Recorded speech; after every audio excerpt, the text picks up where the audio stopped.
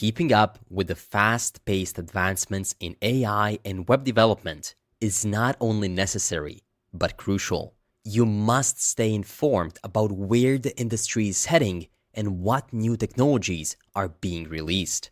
In 2013, Facebook introduced React, a groundbreaking technology that revolutionized web development and created countless job opportunities. Fast forward to 2023, and believe it or not, the official React documentation now suggests never to use plain React again. Instead, it recommends to build new apps by picking one of the React-powered frameworks popular in the community. Interestingly, the first framework that they recommend is none other than Next.js. And for that reason, I have prepared a special paid resource you can get completely for free, the Ultimate Next.js 13 ebook that covers everything you need to know to become a professional Next.js developer. This ebook will cover the complete Next.js roadmap, the essential Next.js concepts, new Next 13 features, extensive guidance on building scalable projects from scratch, and project ideas you can build and deploy to put on your portfolio and get a job.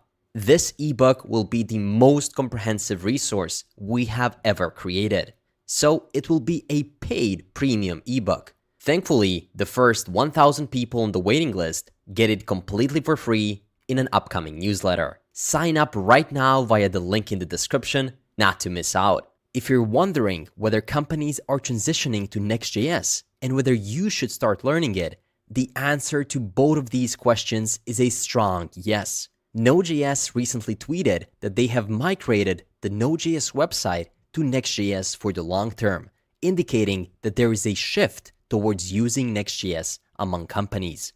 But that's not all. Many huge companies such as Netflix, TikTok, Twitch, Hulu, Notion, Target, and even Nike have adopted Next.js to develop their websites. The momentum of Next.js is remarkable.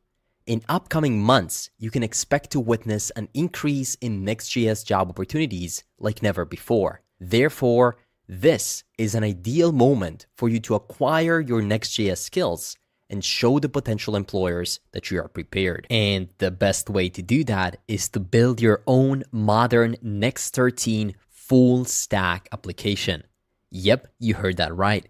First, we're going to go through the crash course, and then immediately after, we'll put all of your skills to the test by building this phenomenal application. With the popularity of ChatGPT, we find ourselves more and more in need for really specific AI prompts. This application allows you to discover and share different prompts.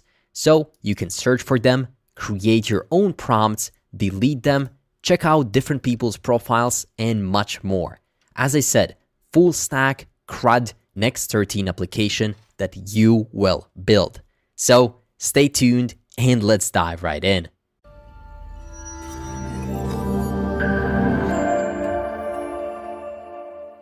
Let me start with the very important first question. What does Next.js have that React doesn't? In simple words, Next.js simplifies the development process, and on top of that, it optimizes your web applications. It does that through its primary features. Let's explore them one by one. First on the list, rendering. It all begins with the rendering process. The primary distinction between React.js and Next.js lies in how they handle rendering. You may already know that React.js renders user interface on the client side, while Next.js performs server-side rendering. However, Next.js offers flexibility in rendering options. You can choose to render the UI on the client side or the server side according to your needs. Of course, the main question is, what is client-side and server-side rendering, and which one is better? Client-side rendering or browser rendering happens on the client's device or the browser. When a user requests a web page, the server sends a basic HTML document and JavaScript code. The browser then downloads and executes the JavaScript code, which leads to the rendering of components and finally the display of the website. On the other hand, server-side rendering involves rendering the web page on the server before transmitting it to the client's device. When a user requests a page, the server processes the request and renders the components on the server side. The server then sends back the fully rendered HTML to the client's browser, enabling immediate display. This distinction highlights an essential aspect of web development: SEO, search engine optimization. Search engine crawlers face difficulties indexing pages dynamically rendered on the client side. As a result, the SEO performance of such pages may suffer, as search engines may not fully comprehend their content and rank them appropriately. By utilizing Next.js, this issue is resolved by sending pre-rendered code directly to the client. This enables easy crawling and indexing by search engines, leading to the improved SEO. But now you might wonder, why should I prioritize SEO? SEO is crucial for optimizing websites' visibility and ranking in search engine results. By focusing on SEO, you can achieve several benefits, including increased organic traffic, enhanced user experience, credibility and trustworthiness, and competitive advantage due to higher search result rankings. Prioritizing SEO can greatly impact the success of your website and its online presence. The second great Next.js feature is routing. How do we create different page routes in React? We have to install an additional package called React Router DOM and then create routes in one of the files. That's pretty simple, right? But then how do we create routes in Next.js? Next.js uses a file-based routing system, which means that the routing is handled by the file system. Each folder in the app directory becomes a route, and the folder name becomes the route's path. For example, if you have a folder named About in the app directory, you can access that page at the /about path. Isn't that so easy? No need for external packages or complex configurations. You can create files for the routes you want and immediately open them within your application. Of course, we're going to explore this in much more detail later on once we dive into the build of our own Next.js application. Another huge Next.js feature is its ability to create full stack applications. From Next.js version 9, developers behind Next introduced a new feature called API routes, enabling the creation of serverless functions to handle API requests. Serverless APIs in Next.js are a way of creating API endpoints without the need for a traditional server. It allows us to build and deploy APIs without managing server infrastructure or worrying about scaling your server as the traffic increases. With this feature, you can create an API endpoint by simply creating a file called route.js in a specific folder within the app directory. This file in any route segment of the app directly corresponds to that route API endpoint. Once again, we're going to dive deeper into that once we move to our real project. One of the vice presidents of developer experience at Vercel, Lee Robinson, mentioned in his blog post that moving from a typical React Express Webpack backend to Next.js resulted in removing 20,000+ lines of code and 30+ dependencies, while improving hot module reloading from 1.3 seconds to 131 milliseconds, which is 10 times less. Of course, in the demo that follows, I'm going to show you how to utilize Next.js's full stack capabilities. The next feature on our list of awesome Next.js features is automatic code splitting. Code splitting is a technique that breaks down large bundles of JavaScript code into smaller, more manageable chunks that can be loaded as needed. That's the key word here, when needed. This reduces the initial load time of a website and optimizes the user's experience while browsing. While we can achieve code splitting in React, the process is manual. We have to do lots of configuration as your application grows. For example, we need to use the lazy function from React to dynamically import the about component only when it's needed. We also use the suspense component to show a fallback UI when the component is being loaded. But in Next.js, this process is entirely automatic, no need for any code. It uses automatic code splitting by default to split pages into separate chunks. When a user navigates to another page, only the code required for that page is loaded, resulting in faster subsequent page navigations. So, what's the takeaway? Front-end development has gone through various advancements in areas like linting, formatting, compiling, bundling, minifying, deploying, and many more. However, to avoid the time spent configuring these tools, developers felt a need for a framework that would take care of most of the process automatically, leaving them to concentrate on the actual code.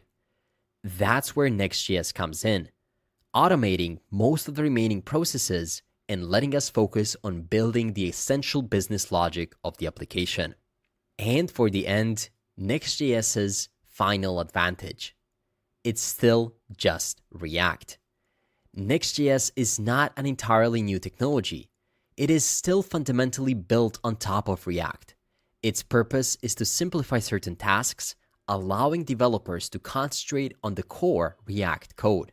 Next.js manages a variety of features such as routing, code splitting, search engine optimization, and rendering automatically.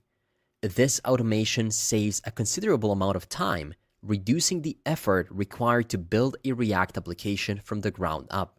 To put it simply, Next.js is an extension of React that streamlines the development process by automating several functions, allowing developers to focus on what they do best: writing React code. In the end, it's all React. And with that said, hopefully you're now hooked for what Next.js has to offer.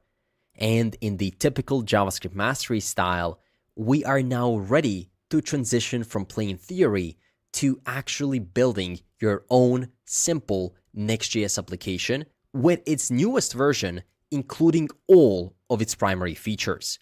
Think of it as a one-stop shop for fully understanding and implementing all of these features on your own. Let's get started. Now, let's set up the project that we'll be working on in this video. I'll first provide a practical explanation of all of these features, after which we'll immediately begin working on the project. To get started, you can create a new folder on your desktop and call it something like share_prompts. Because in your app, you'll be able to share great prompts that people can use within ChatGPT. Finally, open up an empty Visual Studio Code window and then drag and drop your empty folder in. Within your VS Code, go to View and then Terminal. This is going to open up an integrated Visual Studio Code terminal. Inside of there, you want to type npx create-next-app add latest, and then type /. This will ensure to create your next application within the current repository. Now, you could get a prompt to say, hey, do you want to install create next app? Simply press enter to say yes. After that, it's going to ask you, would you like to use TypeScript on this project? Let's say no. Would you like to use ESLint? In this case, we're going to also say no. Would you like to use Tailwind? We're going to say yes, we do. Then it's going to ask you, would you like to use the src directory? In this case, we're going to say no. And then it's going to ask you, would you like to use the experimental app directory with this project? In this case, we want to say yes, because this feature won't be experimental for too long. The Next.js team has plans to launch it as a stable version in a couple of months. So let's say yes. Hi there, Adrian here. While I was editing this video, Next released a new update 14 hours ago, Next.js 13.4. This version marked the stability for the app router, making it completely stable. That's gonna include React Server components, nested routes and layouts, simplified data fetching, streaming and suspense, and built-in SEO. All of the features that are included in today's video. But I just wanted to say that you will no longer get that question, experimental app directory, because now it is stable. So this is great news. Keep on going with the video and have a great time. And then it's gonna ask you, what import alias would you like to configure? Import aliases are shortcuts that allow you to refer to a module or a file using a custom name instead of its full path. This can help simplify and clarify your code, especially when working with complex file structures. So let's simply press enter. Great. And immediately, the installation process has begun, and the project is now ready. As I discuss different features, I will revisit this project to demonstrate some parts in action. So please follow along. First, we're gonna do a deep dive into the structure of the Next.js application. When you explore the files in Next.js, you will come across the app folder, which is the most important folder in our Next.js app. And then inside of there, you will see layout.js, page.js, and then the globals.css. These are the most important files for now. The layout.js file is the main entry point of our application, and all of the components are wrapped within it as its children. As a result, any code you write within this file, such as a p tag hello world, will be displayed on every route page you create. This unique file enables you to personalize the behavior of your application by providing a common layout or template for all of the pages. Any components you include in this file will be shared throughout your entire application. If we dive into the Next.js documentation on layouts, we can see a really simple example that explains what the layout is for. It simply takes all the children, and then you can place some of the components you want to reuse across all routes. In most cases, that's going to be your navbar and footer. Additionally, the layout.js file also allows you to customize the appearance of your HTML document. So you can set things like language, and you can also modify the metadata for all the pages, as well as add script tags, links, or even fonts, as it is done in this case. In a nutshell, if you want to add something that should stay consistent across all routes, such as navbar, footer, or Redux Toolkit wrapper, you should place it in the layout.js file. Next to the layout, we have the page.js file.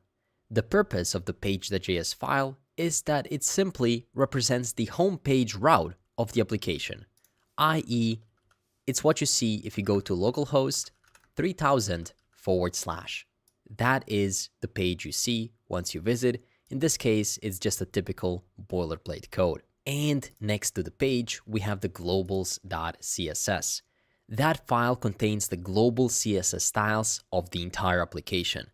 In here, you can see that it has been imported within the layout file so that every single route inherits it. As you can see, in here we have the Tailwind imports, which will help us utilize Tailwind within our application.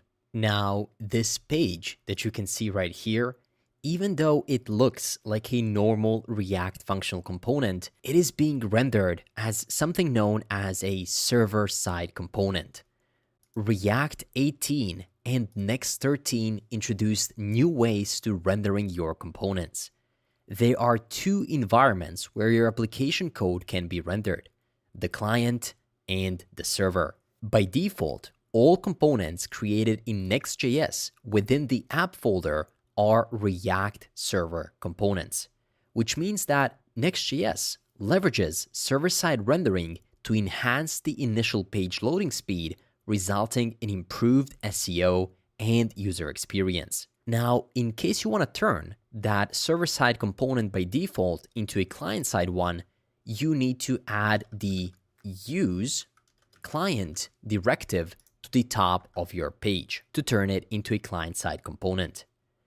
Using both the client components and the server components allows us to leverage the benefits of server-side rendering while still utilizing React's capabilities for building dynamic and interactive user interfaces. This is an example of a typical server-side component.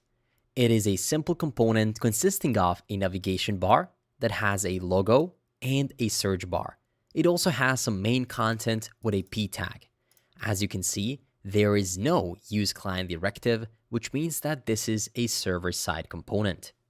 Now, as discussed, to turn this into a client-side component, we need to use client on top.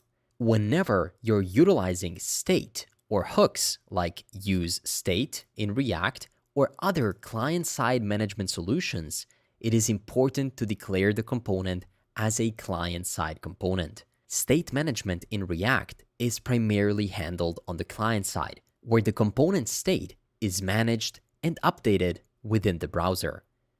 So, if you're using any of the React hooks, useState, useEffect, or anything similar, you need to add the use client on top, otherwise you're gonna run into errors. Now, the most logical question you might have for me now is, when should I use server components and when should I transform them to client ones? Thankfully, Next.js's documentation page answers just that question.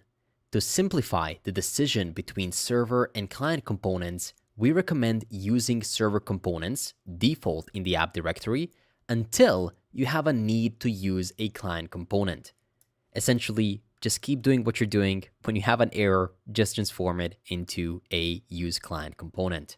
Now, just below, they provide us with a table that explains on when you might want to use server components and when to use client components. Whenever you're fetching any data like article, blog posts, or website data, you want to use server-side components. Whenever you access any backend resources directly, use server-side. Whenever you have any sensitive information on the server, access tokens, API keys, use server-side components. And whenever you want to reduce the client-side JavaScript. Now, when should you use client-side components? When you have some interactivity or event listeners, such as onClick or onChange. In that case, make it a client-side. Whenever you're using useState and lifecycle effects, useState, useReducer, useEffect, use client-side.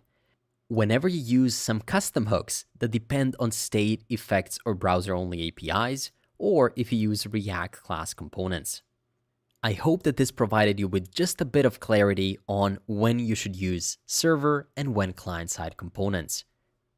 To put it in simple words, just let Next.js do its thing, out of the box, make it server-side, but then when you want to use some React capabilities like useState, useEffect, or interactivity, then simply add that use client string on top. It is as simple as that. Now, let's focus on Next.js's routing system. All you need to do to implement the routing in Next.js is create a folder corresponding to the desired route within the app folder. The name of the folder will serve as the route name. For instance, let's say that you want to create a /user route. Simply navigate to the app folder, create a new folder called user, and then within it, simply create a new page.js file. Within this file, you can create a React functional component, and this hello user div is going to be displayed from localhost 3000/user. It is as simple as that. Now, let's do something more complicated. We can delete this user folder, and suppose we are developing a blog application that requires different routes for different functionalities. These include displaying all posts in the /post route, and then also creating a new post on the /post/new. That is something known as nested routing. And in React.js, without Next.js, it would look something like this. You have to import all of these pages. Import React Router DOM. Create the router and the routes. Specify the routes that are right on the root route, and then you have to create the nested route as well. So in this case, we have the /posts, and then also /posts/new.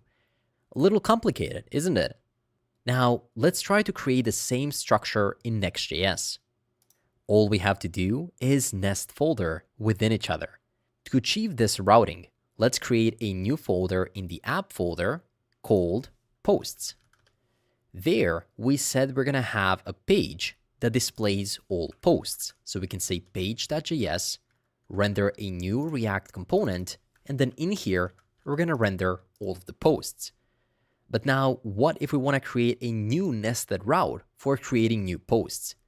Simply create a new folder within the posts folder called new. There, add a new page.js, create a new component, and we can say new post. It is as simple as that. We now have a page that displays all posts, and this is going to be rendered at /posts. And then we also have the new that's going to be rendered at /posts/new because it is nested within the posts folder. I hope this makes sense. And as you can see, everything is file-based, meaning that you created the folders and your routing is ready. Now, our posts application kept growing. We kept adding new feature, and we had the need for something known as dynamic routing. Dynamic routing is like having a flexible system for creating website pages based on different variables or data, instead of manually creating each page. For example, instead of having just a regular website, such as jsmastery.pro/masterclass, which is always going to be the same, sometimes we're going to need to create dynamic pages that allow our website to generate these URLs on the fly, depending on what the user wants to visit. Expanding on the previous example of a blog application, let's say that we want to create a dynamic route to display the details of a blog post using the /posts/post ID pattern.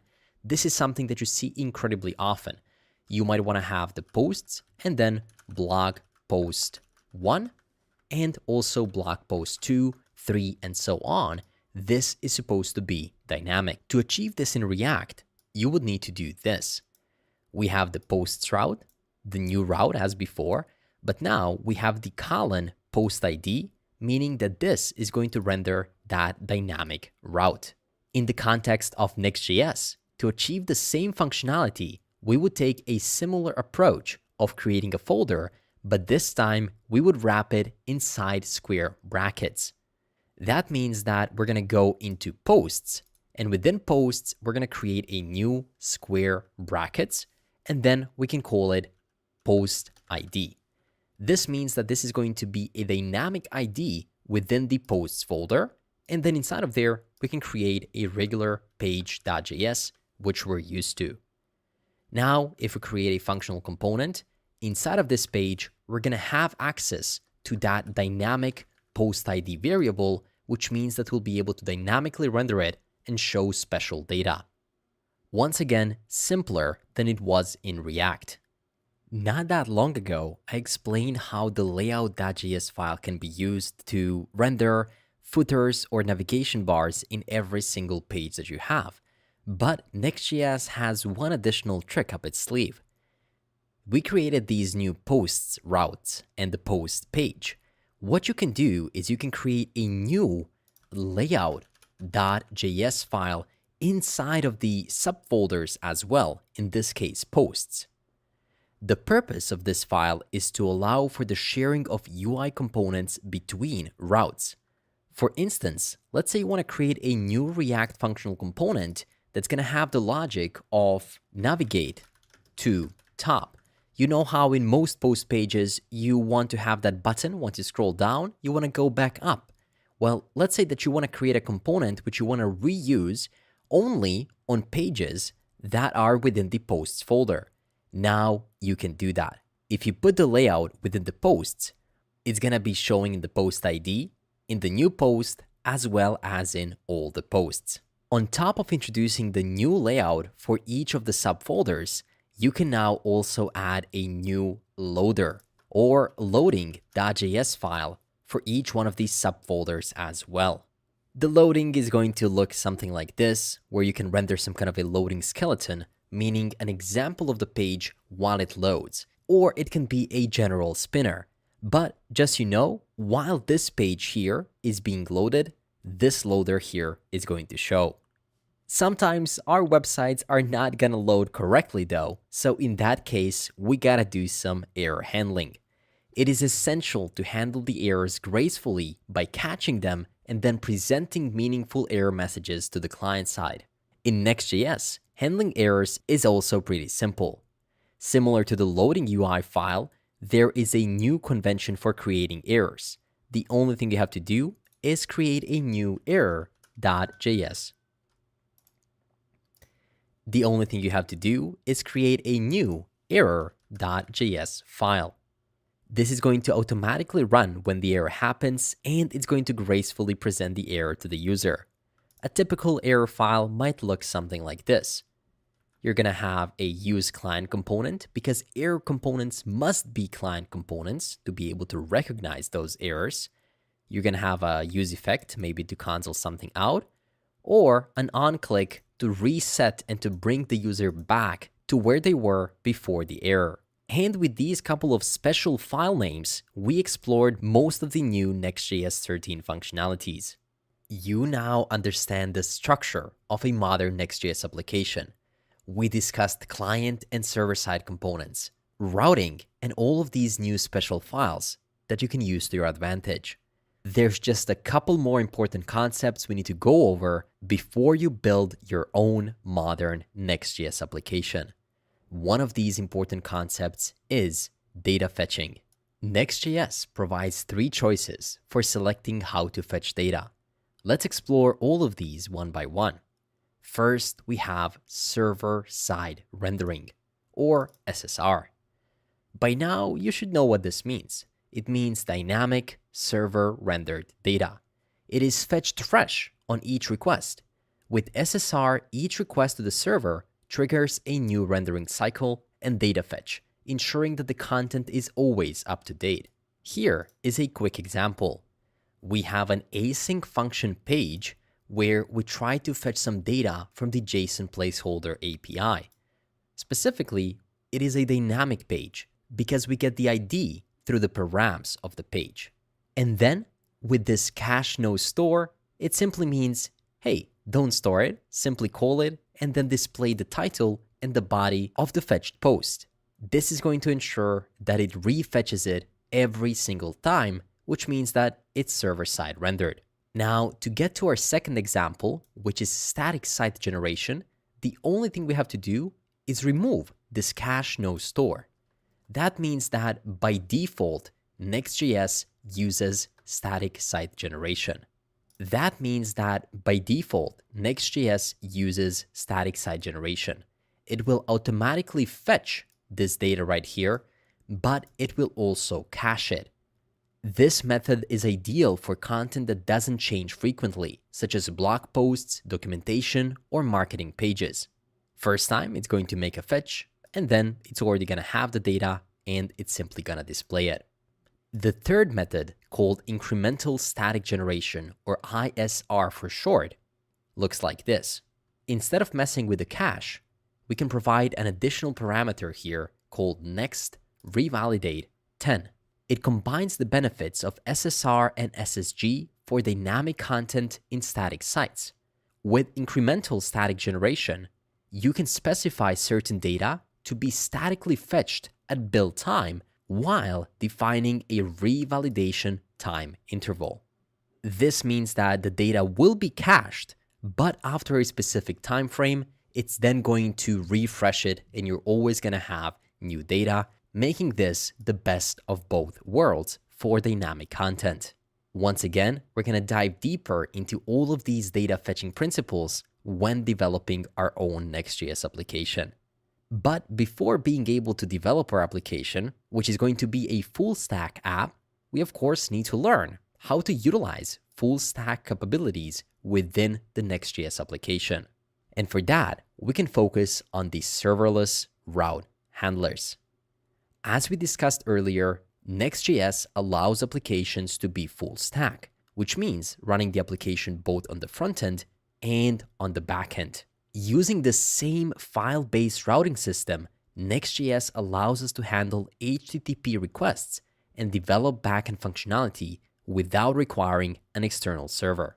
First of all, let's see what do we have to do to make this simple GET request route using a regular Express.js server. We of course have to import all of these dependencies such as Express, require them, and then create a new app.get route handler for /API/users. We can then fetch or create those users from a specific database and then return them. And this is an important part, we have to make our application listen on a specific port because this is a server that always has to be alive to be able to accept incoming requests. This example shows you how to create an Express.js application, define a route, a GET route for users, and then when a GET request is made to this route, it executes the code and returns the users. Next.js covers all of the features found in traditional backend servers, which includes middleware, parsing, authentication checks, and even serverless functions that simplify the deployment and scaling of API routes. Before we proceed to the same example route in Next.js, it's worth noting that there are two different ways to define a route handler. The first one is to create file-based route handlers right within the API folder within the app directory. And the second approach is to create a direct route handler within the app directory itself. But there's a caveat. With this approach, you have to create a special route.js file that's going to act as a backend API route. But if you want to create a route that's going to start with / like our page does, these two cannot interfere. In the same fashion, if you wanted to create an API route for /posts, you wouldn't be able to have a route within the posts next to the page because Next.js won't know. Does this have to be a regular frontend page or a backend API route? It's going to clash between /posts that's going to render a regular page and /posts that should be an API route. So in this case, you won't be able to do something like this, where we have the app, users, and then you cannot have the page users with the route users, which is unfortunate. While this is an excellent feature that enables us to have both the routes and the pages really close to each other, I still recommend the first approach of creating the API routes, meaning don't create routes right within the app folder. Rather, to keep our code clean and understandable, keep all the backend related logic and API endpoints within the API folder. This separation makes it clear that right here is the backend of your application and everything else in the app is the frontend. So the process of creating a simple posts API route would look like this. We have a regular API folder, inside of which we can create a users folder, and there we might want to do a route.js. This is now going to act as an API backend route. As the error, layout, loading, and the page, route.js is also a special file name, and just for that reason, it allows us to create those backend routes. Out of the box, Next.js supports the following HTTP methods: get, post, put, patch, delete, head, and options. Essentially, everything that you need. To create an HTTP method inside of the route.js file, the process is incredibly straightforward. You simply need to write a get function and begin implementing your backend logic within it. Export async function get, and then you return the response as if you were returning it from the regular Express server. In the same way, and in the same file, you can also use all other HTTP verbs. Now, let's return to that simple Express.js endpoint that I previously showed you. To create the endpoint with the same functionality in Next.js, the only thing you have to do is this. Export async function get, you get the users, and then you return them. Isn't that convenient? There is no need to set up any extra additional Express configuration. Just concentrate on what you need to get from specific endpoint, think about the business logic, and Next.js will handle all the other details. To witness this specific API in browser, what do you think? Where do we need to go? Keep in mind, it is within app, API, users, route. So that's going to look like this. HTTP, localhost 3000 /API /users, and we have a route. That is it. As simple, straightforward, and intuitive as it can be. Congrats on coming this far of this Next.js crash course. There's just one more thing you need to learn before you're ready to create your own modern Next.js application, in which you're going to utilize all of these concepts together. And that is how to improve the SEO of your Next.js applications. Recently, Next.js has also introduced their new metadata API and provided us with two new ways of managing metadata, static and dynamic. To modify the metadata in a static way, you'll have to do something like this. You're going to have a regular page. The only thing you have to do, this is really cool, is from the file in which you export that specific page or a route, you also now can export a special object called metadata. And the only thing you do is say export const metadata, and then you provide it a title. The output is going to be the head element that's going to contain the title of home.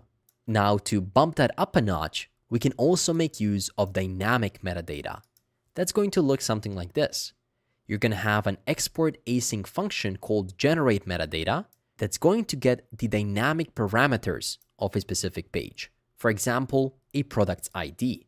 Based on the product's ID, we can then make a call to the getProduct function, and then, as the title of the page, we can now return a dynamic title that is equal to the title of that specific product. The output is going to be your unique product name. This is going to, of course, improve SEO tremendously. And with that, we can conclude this Next.js crash course. But with JavaScript Mastery, the end of the crash course is just the beginning of where the real learning starts. Now that you understand the Next.js structure, client and server components, routing, layout, loading, errors, data fetching, and API endpoints in Next.js, you are ready to implement all of them in the application that you will build in this video. So, without any further ado, let's dive into the project. The project you'll build today is called Promptopia. It is an open source AI prompting tool for modern world that helps you discover, create, and share creative prompts. As you're aware, we're using ChatGPT more and more every single day. So wouldn't it be great to have a list of all the phenomenal prompts that you can immediately pass on to ChatGPT? This is exactly what we're going to do. An app where you can discover and share AI-powered prompts. First, we can log in using NextAuth and Google Authentication. Once you're in, you can immediately start browsing all of the best prompts. The application allows you to search for tags, usernames, and prompt content too. So let's say you want to find something about web development. You can search web, and there we go. You have all the web-related prompts. Also, you can search for some tags like coding, and it's going to give you access to all of the prompts that have that tag in them. Finally, you can search for usernames. So if you know that a specific user shares their favorite prompts like JavaScript Mastery, you can search for that and be able to immediately dive into their profile. From every single card, you can immediately copy it to Clipboard. Or if you're the creator, you'll be able to edit a specific prompt as well as delete it. Essentially, Promptopia is going to allow you to build a full stack Next.js 13 CRUD application. So, without any further ado, let's dive right in. To get started with building your own Next 13 modern application, we're going to start as we always do on the JavaScript Mastery YouTube channel, from bare beginnings, by creating a new empty folder on our desktop. Let's call it Promptopia. For prompts, of course, just a funny name there. Let's go ahead and drag and drop it into an empty Visual Studio Code window. Once you've done that, you can go ahead and zoom it in and go to View and then Terminal. Now we can run the same command we ran before for spinning up our Crash Course demo application. That's going to be npx create-next-app, add latest, and then / to create it in the current repository. You can press Y and then enter, and then we can enter a couple of prompts. We won't be using TypeScript. We won't be using ESLint. We will be using Tailwind. We don't want to create an SRC directory. And we can just press enter for the default import alias. And there we go. It's installing the dependencies and we have our initial application structure just as we had it before. Now that our base dependencies have been installed, we can go ahead and install a couple of additional ones that we're going to use to make this project come to life. We can do that by running npm install, and then the first one is bcrypt, which we're going to use to hash passwords. Then we're going to have MongoDB for our database, and Mongoose, which is going to help manage it. And finally, we have next-auth. Finally, you can press enter and the dependencies will get installed. After they've been installed, you can go ahead and right-click the application folder, yes, the most important folder in our app, and completely delete it. We're going to start from complete scratch. So go ahead and right-click in the root of the directory and then create a new app folder with nothing in it. Next to the app folder, we can immediately start by creating the rest of the file and folder structure of our application. So not inside it, rather in the root directory. Create a new folder called components. This is going to be for our reusable components. Then we can create a new one called models. This is going to be for our MongoDB Mongoose database models. You can delete the current public folder because I'm going to provide you with a new one really soon. So let's recreate it by creating a new folder called public. For now, let's keep it empty. Below that, we're going to have styles. Again, an empty folder. And then finally, utils for utility functions we'll be using throughout our application. Finally, one last file is going to be a .env file, our environment variables inside of which we can store secure keys. And that is it. Finally, before we start building out our project, I compiled a list of assets, icons, and style this project will use to make the development of the parts that really matter in this app easier. So to get started with getting those assets, you can click the GitHub gist link down below, and you can copy the tailwind.config.js file. It looks like this, and you can simply override the existing one.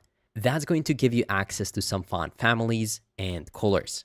After that, in that same GitHub gist file below, you can find the new globals.css file. So copy the contents of the globals.css, create a new file within the styles, and simply paste it here.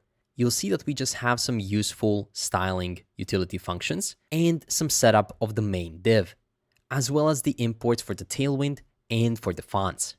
Finally, below the GitHub gist link, there's going to be a link to a downloadable zipped folder that's going to contain all of our assets. So simply download it, unzip it, and then paste it within the public folder. It should look something like this: public, assets, icons, and then images. Great. That is it. It means that we are ready to dive into the app directory and figure out how to start developing our application. Of course, what a better way to start than simply creating a new file within the app called page.jsx. It is that new unique file that's going to render our homepage. We can run refce inside of there to create a React arrow function. And if this didn't work for you, there's this cool extension called ES7 Plus React Native Redux snippets. So just download it and it's going to allow you to immediately spin up React components. Great. With that said, in Next.js, we no longer need to specify the React import, so we can delete that. And we can rename this to home. Great. And before we go ahead and spin up our application, we need that second really important file that we mentioned during our crash course. That's going to be the layout.jsx file. Inside of there, we can also run RAFCE to create a React function. We don't need to import React, but what we can import is add styles/globals.css. As you can see, we don't have to mention the entire path. We just have to say add styles and then reference the styles within. This is going to import the CSS to our entire application. Also, we can immediately change the metadata of our application by saying export const metadata is equal to an object with a title equal to Prumtopia and a description equal to discover and share AI prompts. Great. Finally, we can wrap everything in an HTML tag to which we can provide a lang tag. It's going to be in English. We can provide a body tag, and within that body, we can have two different tags. The first one is going to be a div with a class name equal to main. And within it, we're going to have a self-closing div that's going to have a class name equal to gradient. This is just going to change the background. Finally, we're going to have the actual main part of our application that's going to have the class name equal to app. And then within it, we want to render all the children. As we said, the layout is going to be wrapped around everything. And sticking with the rules of naming React components, we can rename this with a capital starting letter, something like root layout. And of course, don't forget to export it. Wonderful. Now that we have our layout and our page.jsx, which is the actual home of our Prumtopia application, we can now open up the terminal by going to view and then terminal. And we can run npm run dev.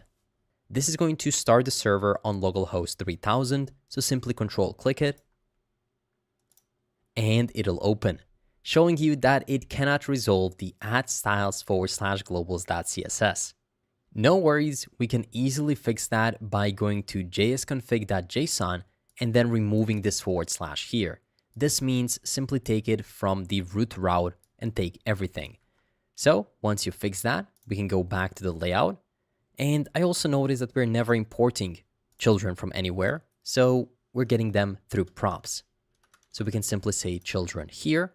And if we make that change to the JSConfig, so it looks like this, and if we get the children from props right here, you can see that we have this home right here and this great looking background. Wonderful. That means that we are ready to start developing the project. So to make it easier to develop, let's simply drag and drop our browser to the right side and keep our code to the left side. There we go. We are ready to continue implementing the homepage. To get started with our home component, we can first wrap everything in an HTML5 semantic section tag. That section is going to have a class name equal to w-full for full width, flex center, as well as flex-call, so the elements fall one below another. Inside of here, we're using something known as Tailwind. Tailwind allows you to quickly add styles simply by writing utility classes. For most parts, it's going to be easy to understand what a specific class is supposed to do. But if you're unsure of what a specific class means, simply go to tailwindcss.com and search for it. Type w-full in this case, and you can immediately see that that's going to change the width. There we go. If you'd like me to create a full crash course on Tailwind, comment down below and let me know. Great. With that said, we can proceed with creating an H1, a main heading within our section. In there, we can say something like discover and share. If we save it, we can see it right here, but let's also give it a class name equal to head_text and text-center. This is already going to make it look so much better. And whenever you see underscores, that means that this is coming from our own styling within globals.css. So if we search for head_text, you can see all of the styles that are going to be applied right here. Great. Below our discover and share, still inside of the H1, we can create a break tag. And that break tag is going to have a class name equal to max-md hidden. We're going to hide it on large devices, but we want to break the content on smaller devices. So below, we want to create a span that's going to say AI-powered prompts. There we go. Discover and share AI-powered prompts. Of course, I misspelled it here. And then we can give it a class name equal to orange_gradient and text-center. This is looking so much better. Below that H1 tag, we can also add a P tag. And there we can say something like Promptopia is an open source AI prompting tool for modern world to discover, create, and share creative prompts. Great. Of course, we can also give it a class name that's going to say DESC, description, as well as text-center. There we go, looking much better. Now, immediately below this P tag, later on, we're going to have our feed component. For now, we haven't yet created it, so I'm simply going to leave a comment right here, and we can move on to build the navigation bar of our website. So first, we want to go to components and create that navbar component. As a matter of fact, while we're creating that component, let's create the file structure for all of the components we'll be using throughout this project. So we're going to have something known as a feed.jsx, where we're going to show all the prompts. And inside of there, we can run RAFCE. Let's create another one called form.jsx. And again, we can run RAFCE. The third component on our list is going to be our nav.jsx, inside of which we can also create a base functional component. The next component is going to be the profile.jsx, inside of which we can create a new empty function. Finally, we're going to have something known as a prompt card.jsx. And the last one on our list is going to be known as a provider.jsx. And we can run RAFCE. Great. Now we have provided a way for us to use all of these components from within our code. So while we're here, let's immediately utilize the feed component inside of our homepage. And we can do that by importing it at the top. So we can simply say import feed from add components/feed. Next.js makes it so easy to know the path. And finally, we can call a self-closing feed component right here, which is going to just render the word feed. That's okay for now. As we said, now we can move on to the layout.jsx, inside of which we'll be calling our navigation bar. The reason why we're calling the navigation bar from within here is because we want to reuse it across all our pages, which is exactly what the layout.jsx is for. So inside of here, let's import nav from add components/nav. And we're going to also import something known as a provider coming from add components/provider, which we're going to use later on. For now, the only thing we have to do is we have to go above children and then create a self-closing nav component. It should appear right here, which means that we are ready to control click it, go into it, and start implementing our navigation bar. Within our navigation bar, we can import something known as a link coming from next/link. This is going to allow us to move to the other pages of our application. We can also import the image tag coming from next/image, which is going to automatically optimize the images for us.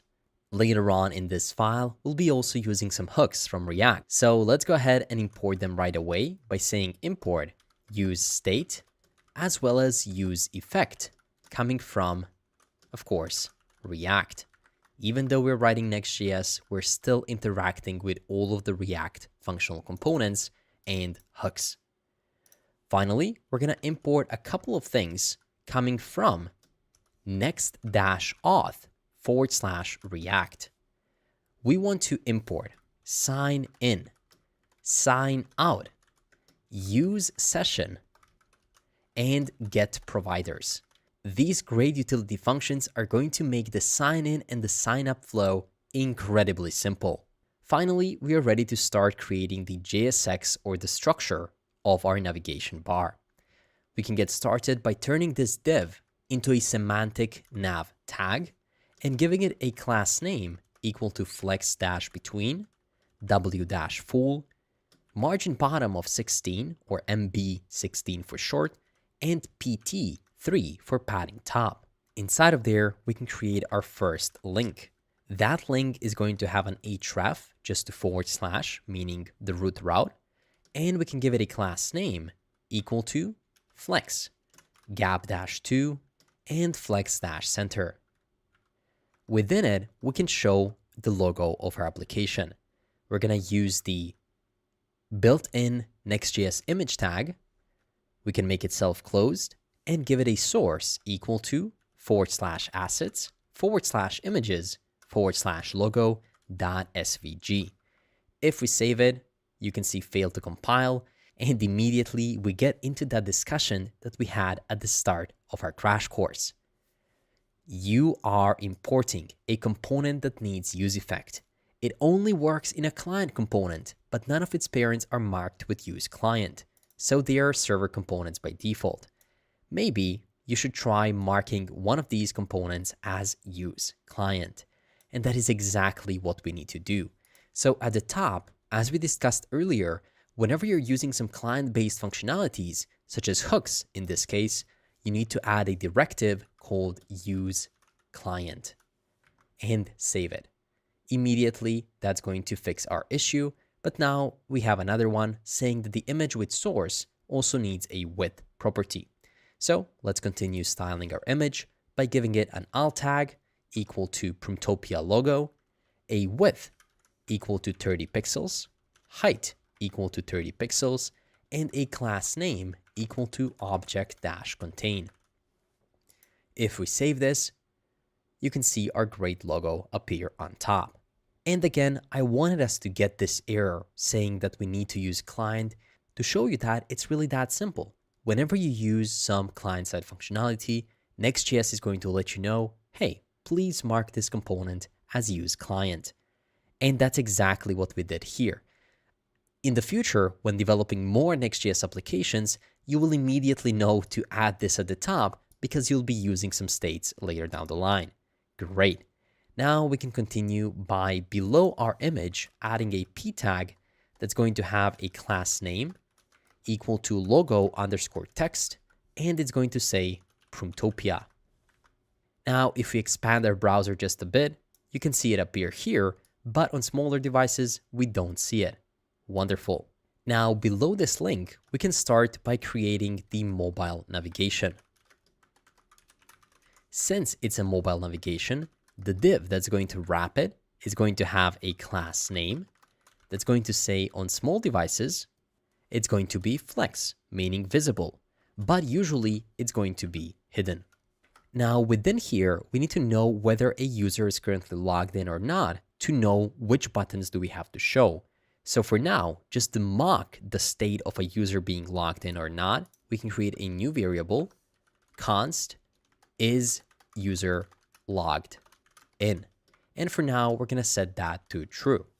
Now we can use this variable right here. Is user logged in? A ternary operator. If they are, we can display a div. And if they're not, we can just return an empty React fragment for now. Great. So now, since we are logged in, at least right now, we don't have any users, what we can do is give a class name to this div such as Flex, Gap-3, and on medium devices, Gap-5. And since we are logged in, we have a link button to create a new post. So we can say create post. href is going to be equal to create-prompt. And class name is going to be black_btn. If we save that, you should be able to see a button appear on the top right, but you'll only be able to see it on desktop devices. There we go. So inside of here, when I said that this is a mobile navigation, this is a desktop navigation first, and then later on, we're going to focus on the mobile navigation. So why is it on small devices Flex? Well, because the small devices actually start from this endpoint right here. So if we are extra small, it's going to be hidden, but for everything larger than small, we're going to be able to see create post. Great. Now below this link, we can create a button. That button is going to be of a type is equal to button. It's going to have an on click, which is going to render the sign out function. It's going to have a class name equal to outline_btn, and it's going to simply say sign out. There we go. So we can create a post or sign out. And then below that button, we can create another link that's going to have an href equal to /profile. And it can render an image. That image later on is going to render a source of a real user image. For now, we can simply render images profile.svg. Let's give it a width equal to, I found 37 pixels to work the best, height of 37 pixels, class name equal to rounded-full, and alt tag of profile. And it looks like we don't have this profile icon right here. Let's see if there is something else we can use. Maybe let's use just our logo right now for the placeholder before we get our real user images. So that's going to be images logo.svg. There we go. Later on, this is going to be a real user photo from Google. Now, what happens if we are not logged in? Well, for now, if we switch it, nothing's going to happen. Inside of here, we're going to have a button to sign in. And to be able to do that using NextAuth, we have to have access to something known as providers. So right here at the top, we are importing get providers, but we're not yet initializing them. So what we can do is say const providers set providers is equal to use state, and at the start, it's going to be set to null. So it's going to look like this. Now, how do we set those providers using Next.js? Is we create a new use effect hook that has a callback function and only runs at the start. Then we create a function called const set providers, which is equal to an async function. And there we say const response is equal to await get providers. So we're calling it from here, NextAuth React. Once we get the response, we can simply set providers to our state equal to response. Of course, our set providers function is not getting called anywhere, so we simply have to call the set providers here. That's going to allow us to sign in using Google and NextAuth. So how do we do it? Well, here we have to open up a new dynamic block of code and check if we have access to providers. So providers and end. If we do have access to providers, then we can do the following. Object.values to which we pass the providers, and then we map over it. We get each individual provider as a result of the map, and we return a button for each provider. So right here, a button. I know this is a bit confusing, but essentially this is allowing us to have all the different providers and show the buttons for the sign up right here. Of course, in our case, we'll be using only one provider. That's going to be Google Auth. So we can give this button a type equal to button, a key equal to provider.name, and an onClick property equal to a callback function where we call the sign in and pass in the provider.id. And of course, we can give it a class name equal to black_btn and make it say sign in. If we now save this, we cannot see it because even though we're trying to fetch the providers, they're not actually there. We're going to do this later on once we fully set up the next auth. But for now, we can just turn this back to the isUserLoggedIn is equal to true. There we go. Now, of course, if we go to the mobile view, you're going to be able to notice that this disappears, which means that we can scroll all the way down below our desktop navigation and we can create mobile navigation. Doing that is going to be similar to doing the desktop one. We can start by creating a div, giving it a class name, saying on small devices it's going to be hidden. Usually it's going to be flex and it's going to be relative. Here we can again check, is user logged in? If they are, we can render a div that's going to have a class name equal to flex. And then we can render the profile icon. For now, we can copy the previous profile image that we had, this time without the link. So that's going to be image. That's going to have the source equal to assets, images, logo.svg, at least for now. Later on, we're going to also give it an on-click property to make it open up the dropdown for the mobile navigation bar. And we, of course, also have to settle with the second part of the ternary operator. So what's going to happen if we're not logged in? In that case, we can render absolutely the same thing we rendered here. That's going to be a React fragment with the providers and the sign in button. So simply paste it right here. Now we still have two additional errors. First, it's complaining that our onClick is empty. So we can provide it with an empty callback function. And then we have an extra pair of parentheses right here. So if we fix all of that, we are good to go. But now we have to make this button open up a menu. To be able to do that, we need a new use state. We can create that state by saying use state snippet. Let's call it toggle dropdown. Set toggle dropdown, and at the start, it's going to be set to false. We can scroll all the way down, and on click, we want to set the toggle dropdown to the opposite of its current value. When you're changing state in React, it is not recommended to simply say set toggle dropdown and then the opposite of the current state. It's never a good idea to change React state using the previous version of that same state, as that can lead to unexpected behavior. So what we do instead is open up a new callback function within that state where we get the previous state called prev, and then we update it by saying not prev. There we go. So now that's going to set the variable to true. Based on that variable, right below this image, we can open a new dynamic block where we can say if toggle dropdown is true, meaning toggle dropdown and end.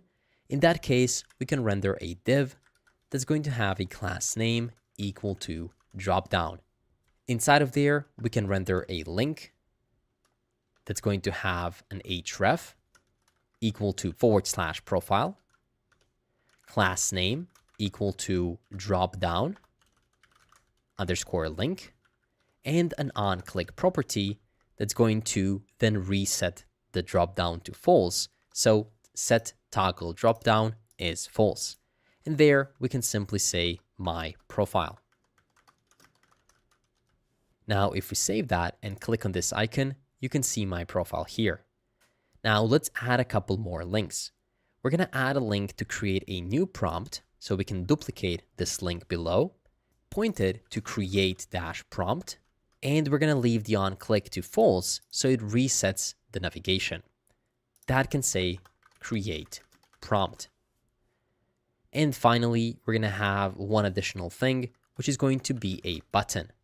This button is going to be of a type is equal to button. It's going to have an onClick property equal to a callback function where we set the toggle dropdown to false once again, and we also want to sign out.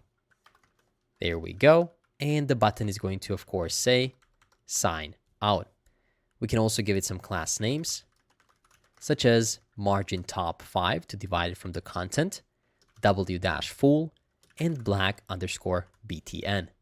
If we now save this and go back to previous page, we can click this menu and you can see my profile, create prompt, and sign out.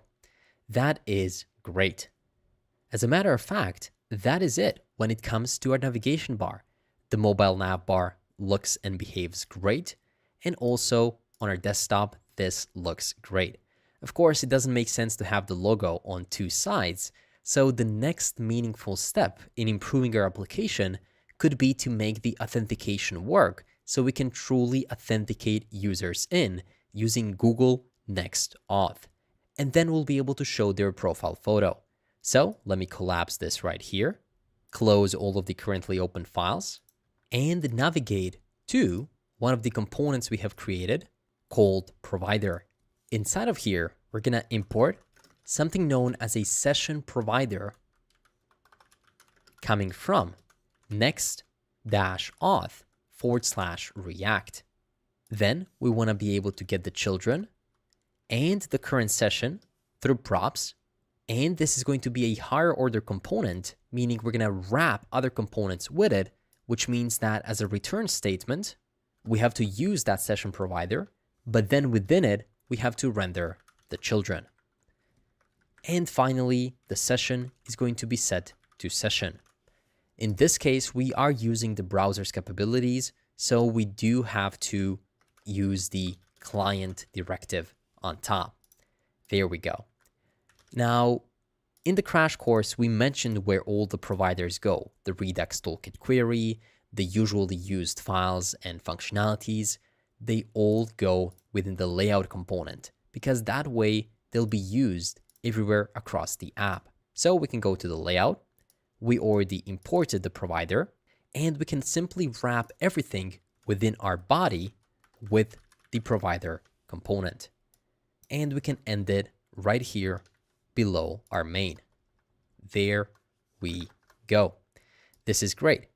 We're one step closer to implementing authentication.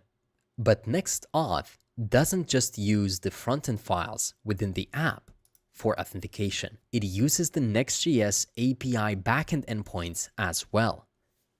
So immediately, this is going to be an amazing opportunity to dive into the API folder within the app.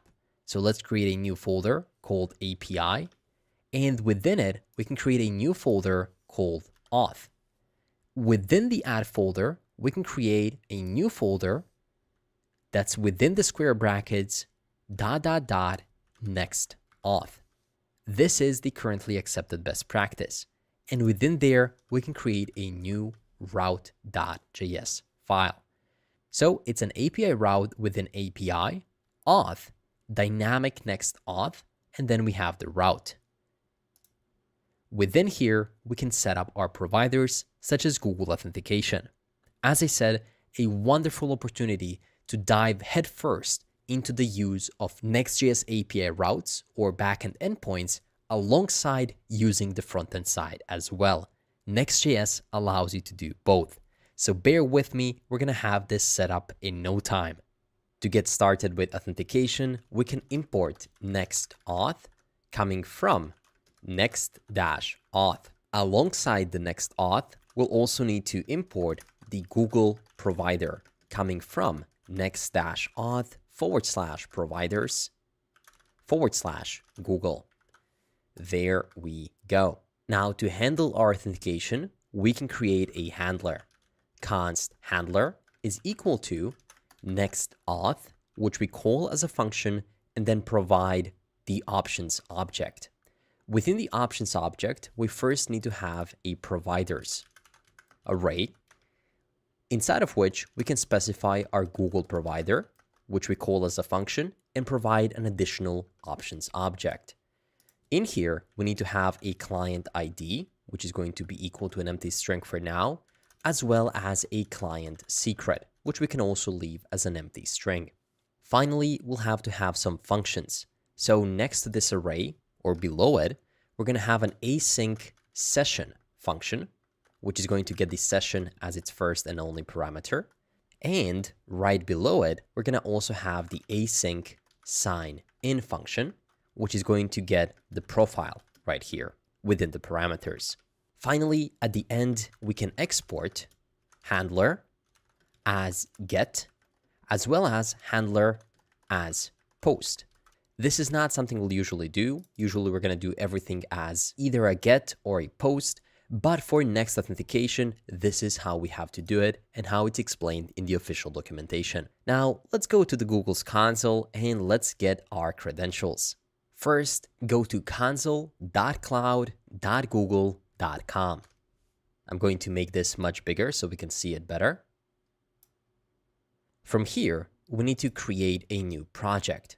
So, click on the project name or new project on top left and create a new project. Let's call it Promptopia. There we go, and we can click create.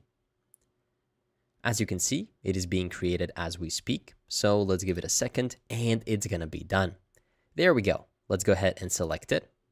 It's going to be shown on top left.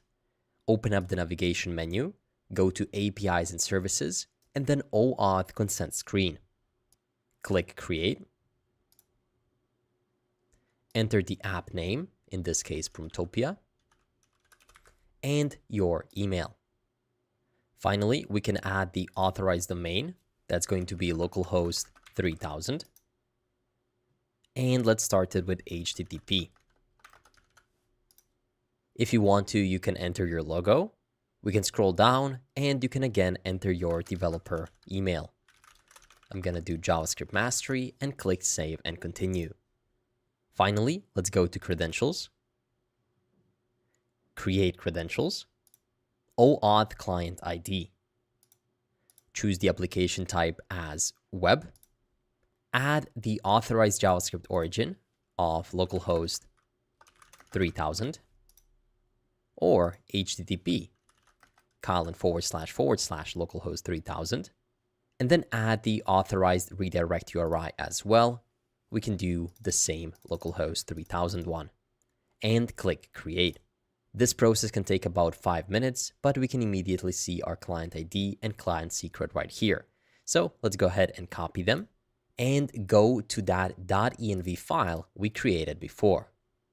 First, you can paste the Google_ID is equal to, and then the Google client secret is equal to the secret that we have right here.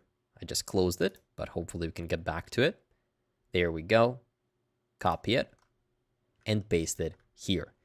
Of course, don't use my credentials. Create your own within the console.cloud.google.com. Great.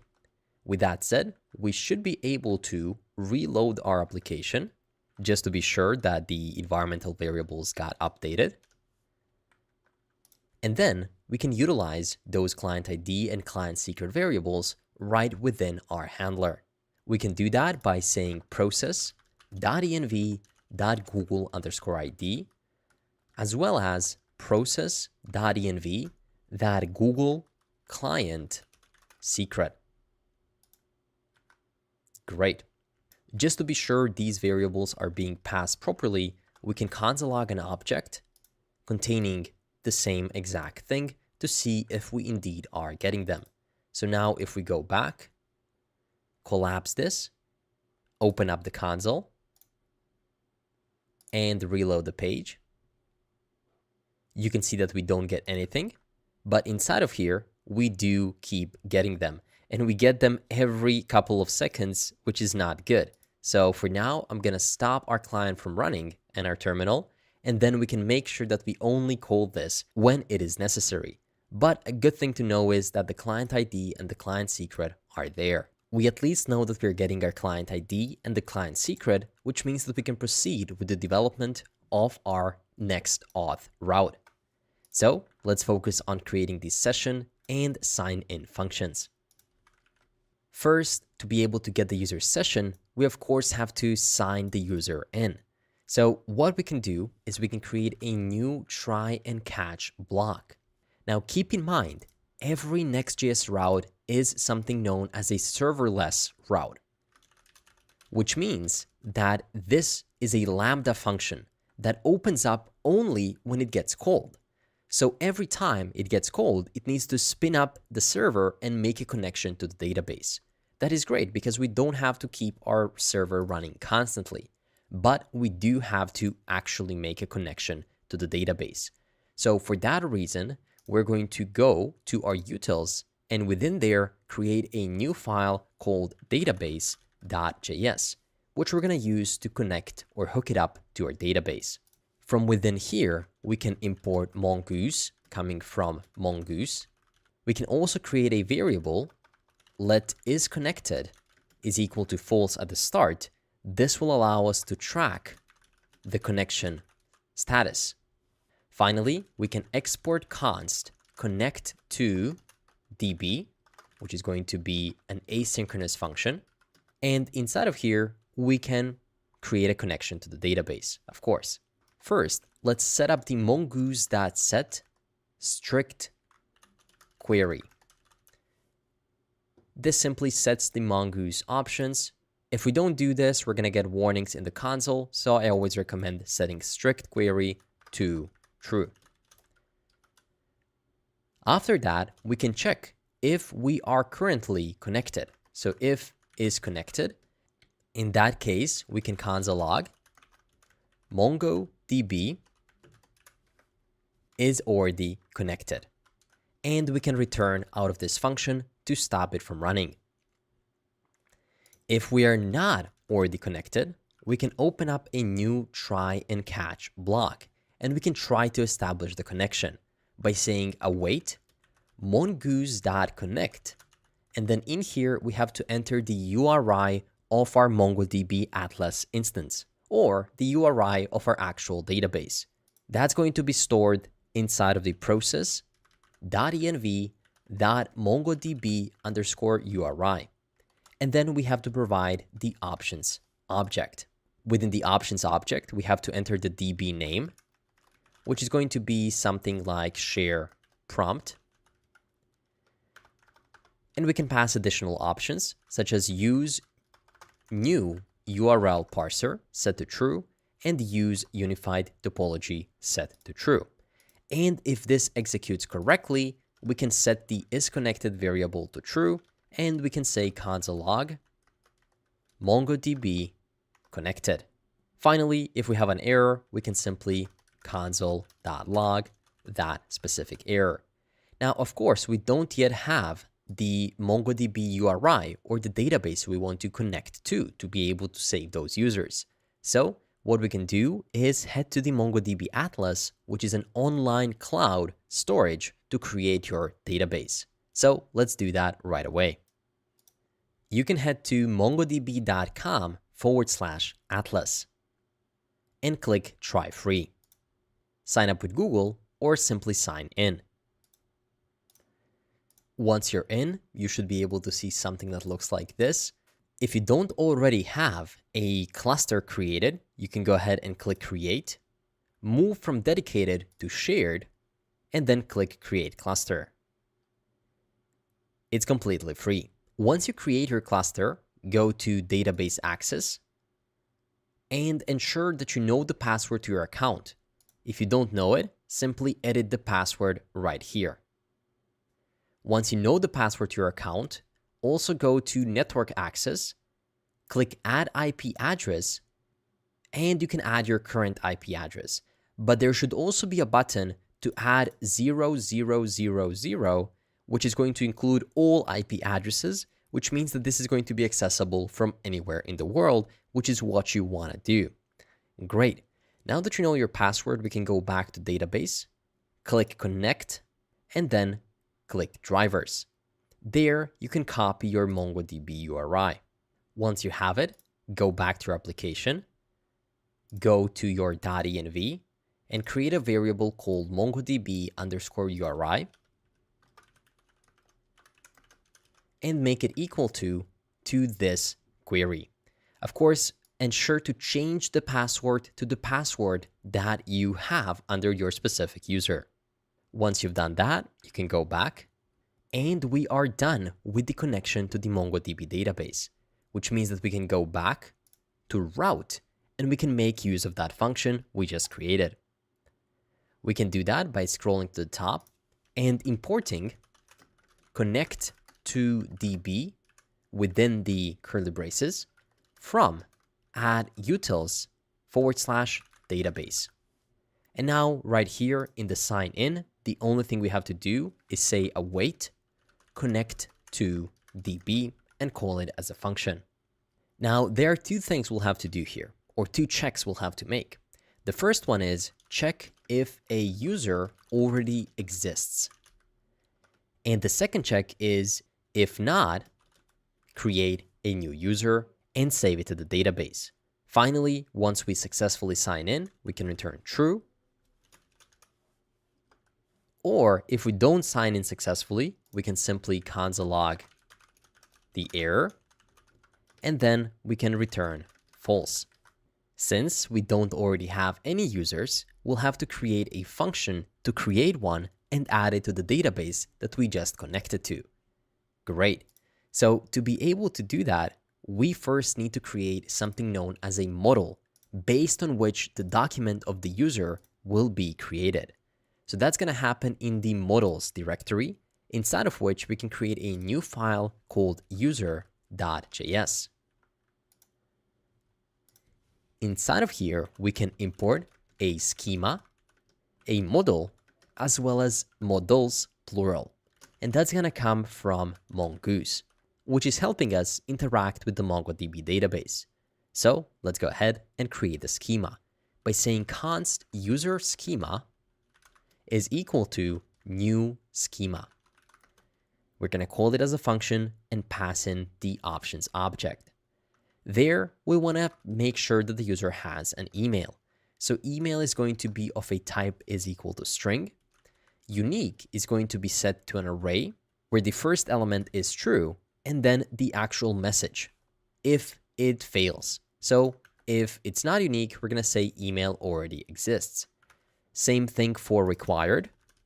It has to be required. And if this fails, we're going to say email is required. Now we can repeat the procedure for the username. It's going to be of a type string. It's going to be required as well. So required, true, and then username is required.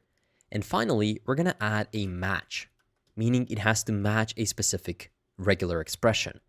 So down in the description below in the GitHub gist, you'll be able to find the piece of code for the match. This is a regular expression that says that the username is invalid. It should contain 8 to 20 alphanumeric letters and be unique. Finally, below the username, we're going to have the image that's going to be of a type is equal to string. And that is it. That is our user. Now, usually, if we were working with a regular Express backend, we would say something like const user is equal to model user, and we pass in the user schema, and finally export default user. We would do this if we were working with a regular, always on, always running backend server. But in Next.js, it's a bit different. We said that the route is only going to be created and running for the time when it is getting called. So there is one check we have to make. The models object is provided by the Mongoose library and stores all the registered models. We're referring to this thing right here. So it stores all the models that have been previously registered. If a model named user already exists in the models object, it assigns that existing model to the user variable. This is going to prevent us from redefining the model and ensure that the existing model is reused. So essentially, alongside just creating a new model, we can say, first, look into the models.user, see if it's there, and only if it's not there, then create a new model. That's because this route gets called every time and the connection is established every single time from scratch. So we have to make this additional check. Great. Now we have the model for our user. So we can go back to the route and we can import it at the top by saying import user with a capital U from add models/user. Finally, going down, we can check if a user already exists by saying const user exists is equal to await user.find1, and we'll try to find it by email. So we can say email is equal to profile.email. Finally, if a user does not exist, we can check if not user exists. In that case, we want to await user.create, and we want to create a user by passing in the email, which is equal to profile.email, the username, which is equal to profile.name.replace a space with no space. So essentially, we want to make sure that it has no spaces. And we also want to ensure that it is lowercase, so we can say to lowercase. And finally, we're going to pass the image equal to profile.picture.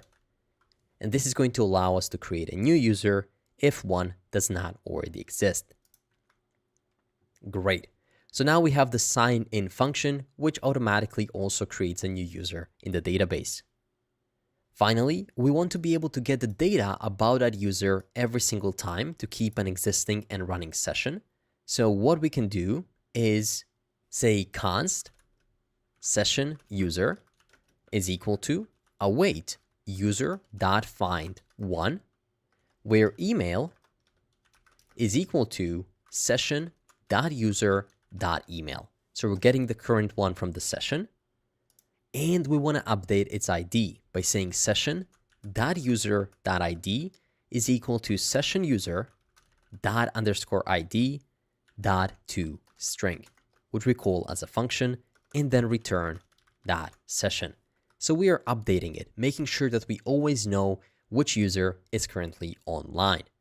And with that, we're done with the route that's going to handle our entire authentication process. If you're still unsure of why we did specific things in the way that we did them, such as creating this handler, next auth, importing these things, or even exporting them in the way that we did, definitely ensure to check out the next auth documentation. Just go to next-auth.js.org, go to getting started, and in here you can see the entire procedure for everything we did, from installing next auth, adding the API route, and then all the other functions and things that we did as well. Inside of here, if you go a bit deeper, you can see how to create the Next.js auth callbacks, such as the session one we created right now. But you can also see that we need to configure specific callback URLs, and later on, we'll need a specific variable for deploying to production. The documentation says that we need a couple of different environment variables for this to work. So go back to the .env and create 3 new variables. Next auth _ URL, which you can set to http://localhost 3000. Next auth _ URL _ internal, which you can also set to localhost 3000. And then the next auth secret. Later on in production, we'll be able to simply change those and make the authentication work with our deployed link. The last thing is the next auth _ secret. So what is this random string? Well, if we go to the options part where they talk about secret, they said that this is a random string used to hash tokens. So how to create it? Simply go to your terminal and type OpenSSL in there with a rand base6432. If you're on Windows, you most likely won't have this already installed, so you can simply copy the command and then go to the following website. I found the OpenSSL terminal where you can simply paste this value, press enter, and it's going to give you a string, which you can then copy and paste in your environment variables. Great. With that said, we are ready to test out how our authentication works. Now, to test it out, let's open up the terminal, clear it, and run npm run dev now that we have all the newest environment variables and the new code. It's going to run it on localhost 3000. As soon as we run it, we get an error saying the top level await experiment is not enabled. set experiments.toplevelawait to true to enable it. So to be able to do that, go to Files, next.config, and down in the description in the GitHub gist that you visited before, you can find the code for the entire next.config.js, so simply override it. There, you'll be able to find some experimental features, several components external packages for Mongoose, and the top level await, which we need to make this work. Finally, before trying to run it one more time, let's go back to models, user.js, and then inside of here, I noticed that instead of new schema, we should have run new and then schema like this. So this is just one typo that I noticed that we can fix, and we are now ready to run our application. So let's go ahead and run npm run dev for hopefully one final time to see what are we gonna have. Server is running on localhost 3000, and it compiled successfully. Great. Open up the menu. And for now, we're just mocking the state of not being signed in. So let's go to our nav. And here at the top, we can now pull the real data from the session instead of simply saying, is user logged in? We can use this next auth hook, use session, to be able to get the current user data. So let's do just that. The only thing we have to do is say const inside of curly braces data, and we can rename it to session is equal to use session. Based on this information, whenever we use some fake data, such as here, is user logged in, we can now say session (user). So we're checking if a user exists. And we also have this down below, or rather above, on our desktop navigation bar, right here. Session (user). Immediately, the app should figure out that we're not currently logged in, and it should allow us to do so. I can see that we are missing a mobile navigation bar, which is not good. If I expand it, we're missing the entire thing altogether. So let's figure out why is it not showing. First, let's go ahead and just alert session (user) to be able to know what do we have in there. So just alert so we don't have to open up the console. And it says undefined, which is as it should be because right now we don't have the user. So we know that this is going to be false. So we won't be able to create a post or sign out, but we should be able to go here and sign in. So let's also go ahead and alert the provider's object, because if we have it, then we should be able to sign in. So right here, I'm gonna alert the provider's object. And we can see it is null, which is not good. So let's figure out why are we not getting our providers. The providers themselves are coming from here, get providers, and we have set providers where we set the response. But it looks like it's not being used, and that's because I called this function in the same way I called our use set state. So we definitely have to change that. I'm gonna rename this function to something like set up providers, and then here we can just use the regular set providers. Sorry for the confusion there. As you can see, naming these functions is incredibly important. That now gives us access to our providers, which means that we get our sign in button on the top. So let's go ahead and click it, and we can see access blocked. This app's request is invalid. And that's not a problem because we can see a meaningful error right here. It says error 400, redirect URI mismatch. And if we dive deeper into the next auth documentation, we can see that there is a get post API auth callback and then provider state. This is something we have to add to the callback of the Google Cloud Console. So let's go ahead and copy this specific URL. Go back to the API console. Go to web client under OAuth 2 client IDs. And then if you scroll down, you can see authorized redirect URIs.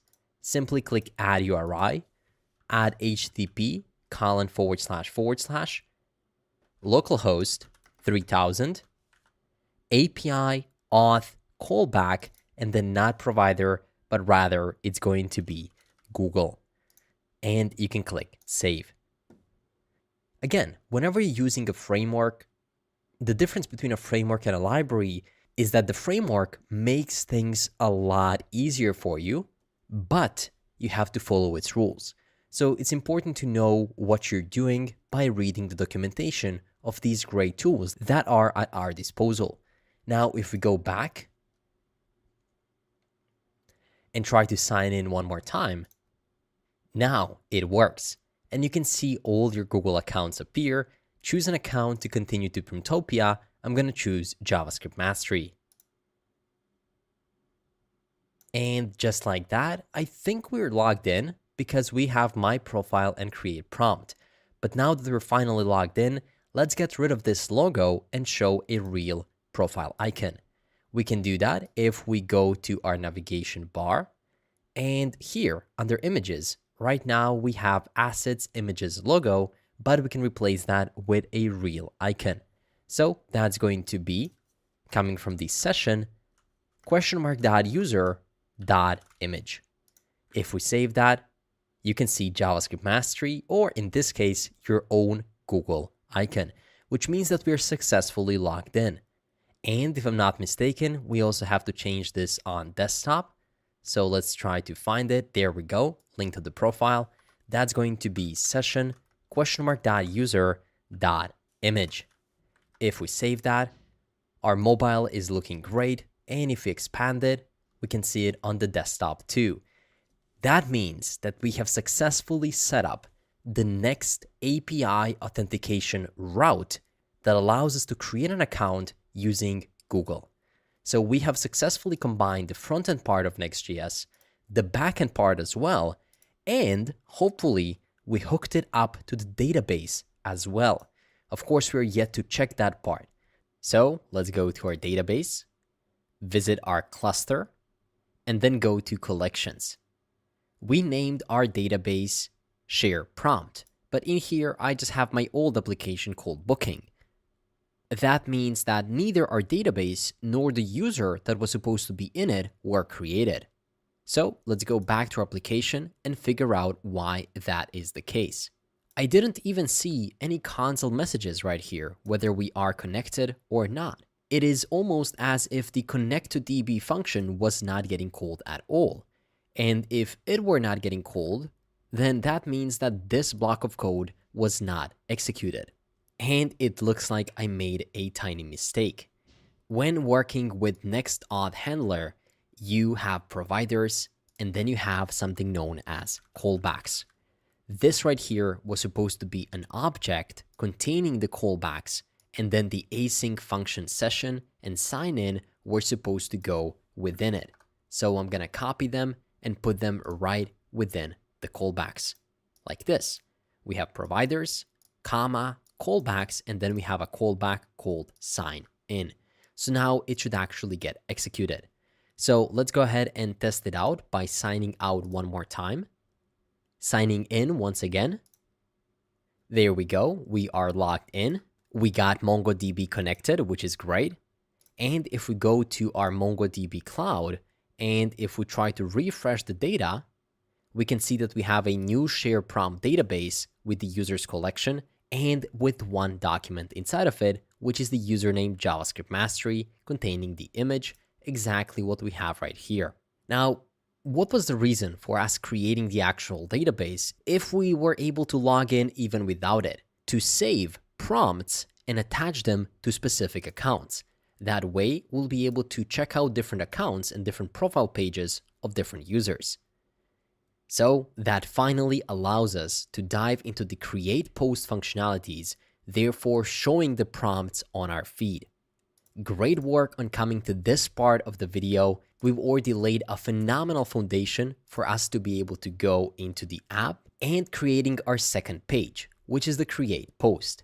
So we can right click the app, create a new folder called create-prompt. And inside of it, you already know what we need to do is create a new page.jsx inside of which we can create a React arrow function component. Here, we can simply call it create prompt. And for now, it can say create prompt. Now, if we go ahead and click create post, that's going to navigate to create prompt. And immediately, that's it. Our route is ready just by us creating this specific file.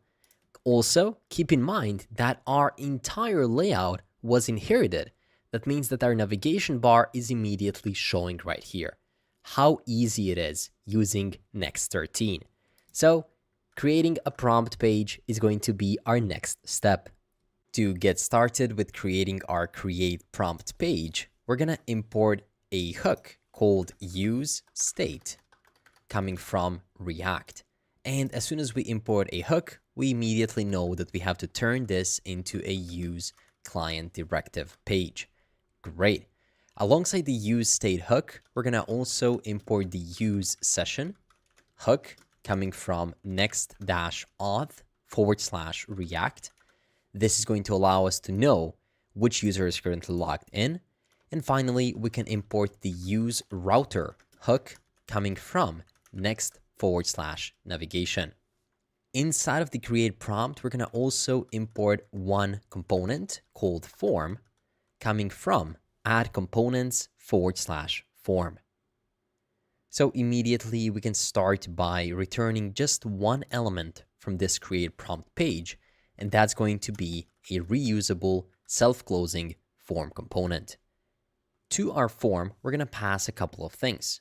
First, we need to know about the state. Are we currently submitting the form? So we can say use state hook, and we can say submitting and set submitting. At the start, set to false. And we can also create a new use state. This time it's going to be called post, set post, and at the start, it's going to be set to an empty object containing a prompt set to an empty string, as well as a tag set to an empty string as well. Finally, we're going to create a function called const create prompt, which is equal to an async arrow function that accepts the event. And for now, we can leave it empty. Now we have access to all of the variables which we can pass to our form. The first one is going to be the type of our form, and that is going to be create in this case. Then we can pass the actual post equal to post.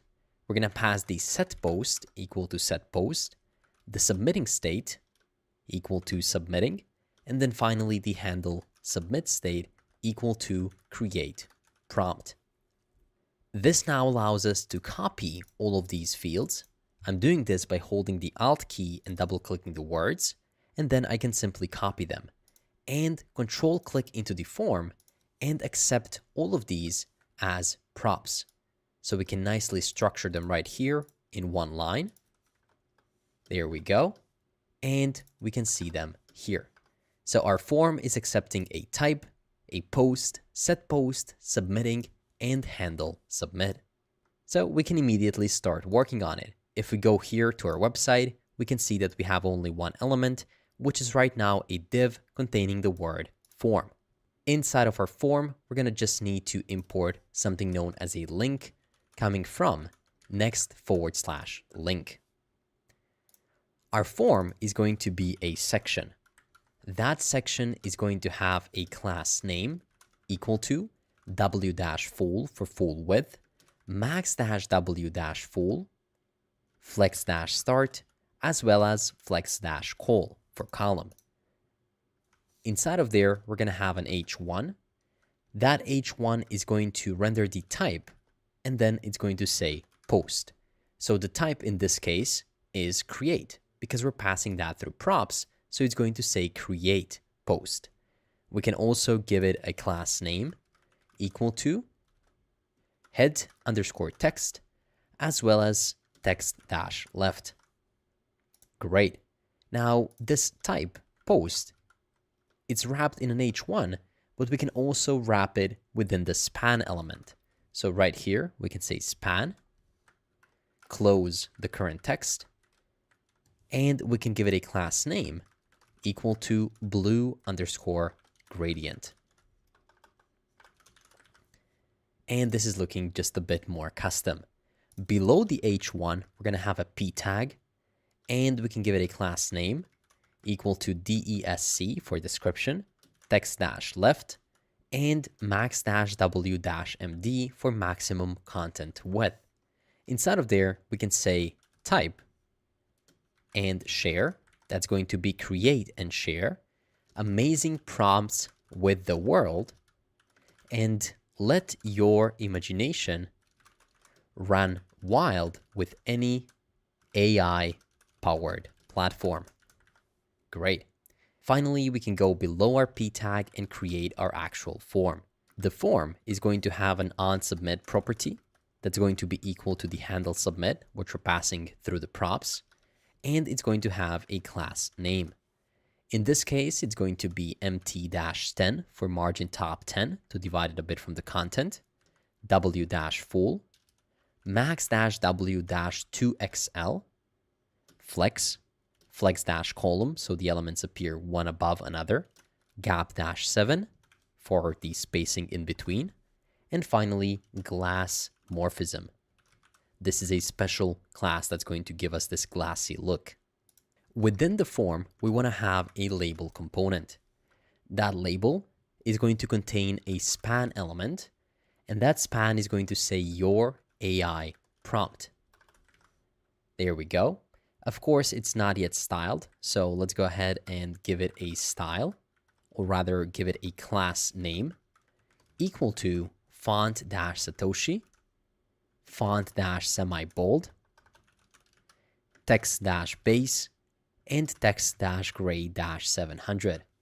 This is going to make it look just a bit better.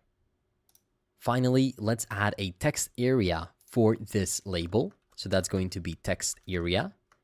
It's going to be a self-closing component that's going to contain a value equal to post.prompt. It's going to contain an onChange equal to a callback function where we get the event. And we want to update the post by saying setPost is equal to an object where we first spread the entire post value and then set the prompt to be equal to e.target.value, because this is going to update the prompt of the post. We also have to update the hashtag later on. Let's also give it a placeholder equal to write your prompt here. Let's make it required, and let's give it a class name equal to form_text area. If we save this, we'll be able to have our post. Finally, we can duplicate this entire label below. And then the second label is going to be for the field of the prompt. We can say prompt field, or we can simply say tag. So a tag that explains where this prompt could be used. We can also create a span within a span that's going to kind of explain what it is. So we can say something like hashtag product, hashtag web development, or hashtag idea, and so on. Just to give you an idea, and we can give this span a class name equal to font-normal. If we save this, there we go. And then we also have to provide a space right here. There we go. So we have the AI prompt, and then we have the tag. Now, this is not going to be a text area. It's going to be an input because it's only one tag. We can put the value as post.tag. We can put the onChange as equal, but we just have to change the prompt to tag right here. Placeholder is going to be hashtag tag, like this. It's going to be required, and it's going to be form_input. If we save this, we have a great looking form that looks great on mobile devices right now, as we can see it, but it also grows to be a great desktop looking post. Finally, we need a button to cancel it or to post it. So below this label, we want to create a new div that's going to have a class name equal to flex-end, margin X, meaning left and right of 3, margin bottom of 5, and then gap of 4. Inside of there, we can have a link, and that link is going to say cancel. Of course, every link has to have an href, so we can set the href to just /, meaning it's going to go back. And the class name can be text-gray-500 and text-sm or small. There we go. We have a nice cancel button there. And below the cancel button, we can also create a new button that's going to be of a type is equal to submit. It's going to have a disabled property. So if we are currently submitting, it has to be disabled. The button itself can check whether we are currently submitting. And if we are, we can say type ... So if it's edit, it's going to be edit ... or if it is create, it's going to be create ... Else we can simply render the type, which means that it's going to say edit or create. Right now we have create. Wonderful. Now we can also style it a bit by giving it a class name equal to px of 5, padding horizontal, py of 1.5, that's going to give it a bit of padding, text-sm for small, bg-primary-orange, rounded-full, and text-white. And we have a great looking call to action button. This means that if we actually try to submit it, it should work, but it will not yet, even though the form is fully complete. So we have the form component done, and you'll see how powerful this is because we'll be able to reuse it later on. But for now, we can go back to the page, see how our form looks like right now, but the functionality is not yet done. So we simply have the create prompt, which right now doesn't do anything. To make our create prompt function work, first we have to call the e.preventDefault. This is going to prevent the default behavior of the browser when submitting a form, which is to do a reload. In React and Next.js applications, we want that more native feel. We want the least amount of reloads as possible. So we definitely want to put that here. After that, we want to turn on the set is submitting to true because we can use that as some sort of a loader later on. And then finally, we want to focus on creating our first prompt. So to do that, let's create a new try and catch block. In the catch, we have the error. And how do we do it? Well, we have to call some kind of an API, right? So we can say const response is equal to await fetch. And then we want to pass the API we want to call. We're going to call the API that we will create. It's going to be under /API /prompt and then /new. And we can pass the options object where the method is going to be post, and then the body that we're going to pass in is going to be JSON.stringify, an object where we're going to pass the prompt equal to post.prompt. We're going to pass the user ID equal to session.user.id. We have to check if we do have the session. And then finally, it's going to be a tag, post.tag. So we're passing all of this data that we have right here in our front end to this API endpoint using a post request. Then we want to check if response.OK. In that case, we can simply call router.push to /, meaning homepage. In the catch, we want to console log the error to see what's happening. And then we can also add a finally clause, which is going to happen either way, or set submitting to false. There we go. Great. So the front-end part of creating our app is done. We have this API call put in place, but now is the time that we create our API endpoint. And for this, you would need a separate backend developer. Back in the old days, you would have to create a new backend server, express routes, controllers, and all of that good stuff. But now you can do that immediately. Keep in mind, this is the API we want to call. I taught you how you can create your own API endpoint in the crash course of this video. This is what we need to do. Go to your Explorer, go within the app and then API folder, create a new folder within the API folder called prompt, Now you should have two. You should have auth and prompt. Please ensure that is the case.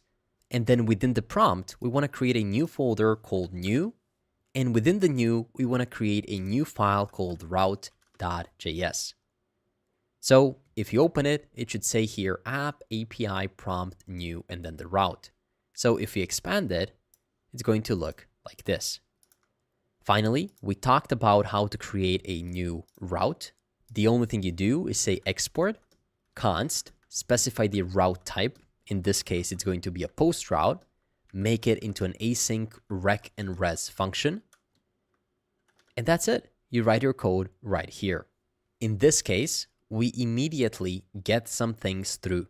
First, we want to grab the things that we have passed through the post request, and we can do that by saying const user ID prompt and tag is equal to await rec.json, like this. And I don't even think we'll need to use the res in this case. Finally, we need to connect to the DB. So what we can say is we can say import, use that utility function we have created called connect to DB, and it's coming from @utils/database. Then we can open up a new try and catch block where we can await connect to DB. Once we're connected, we want to create a new prompt. But unfortunately, we didn't yet create the model for the prompt. So let's go ahead and do that right away by going to models and creating a new prompt.js file. As before, we can import mongoose as well as schema, model, and models coming from mongoose. Then we can say const prompt schema is equal to new schema. We call it as a function and pass in an object. We want to specify the creator of a specific prompt. It's going to have a type equal to mongoose.schema.types.object ID. So the creator is going to be a document in the database, more specifically the user type. And now that I look at it, we don't have to import mongoose as we already have the schema right here. Now we have to create a reference. Ref is going to be to the user. So it's going to be a one-to-many relationship. One user will be able to create many prompts. Next, we're going to have the prompt itself, which is going to be a type of string, and it's going to have required set to true. But we also want to have a message that's going to say prompt is required. Finally, we're going to have a tag for one specific prompt that's going to be of a type is equal to string. Required is going to be set to true, and we can say tag is required. At the end, we can do the same thing we did with the users by saying const prompt is equal to either get the prompt that already exists on the models object by saying models.prompt, or if it doesn't exist, create a new model that's going to be called prompt based on the prompt schema. And we can export default prompt. Great. Now our Mongoose and MongoDB know how the documents in the database should look like, which means that we can go back to our new prompt route and we can import right here prompt coming from add models/prompt. Then, like we created a new user, we can create a new prompt by saying const new prompt is equal to new prompt. We pass in the creator, which is equal to user ID, as well as the tag. There we go. Just to make it more readable, we can do it in a new line. We pass the creator and the tag. Finally, we want to call await new prompt.save to save it to the database.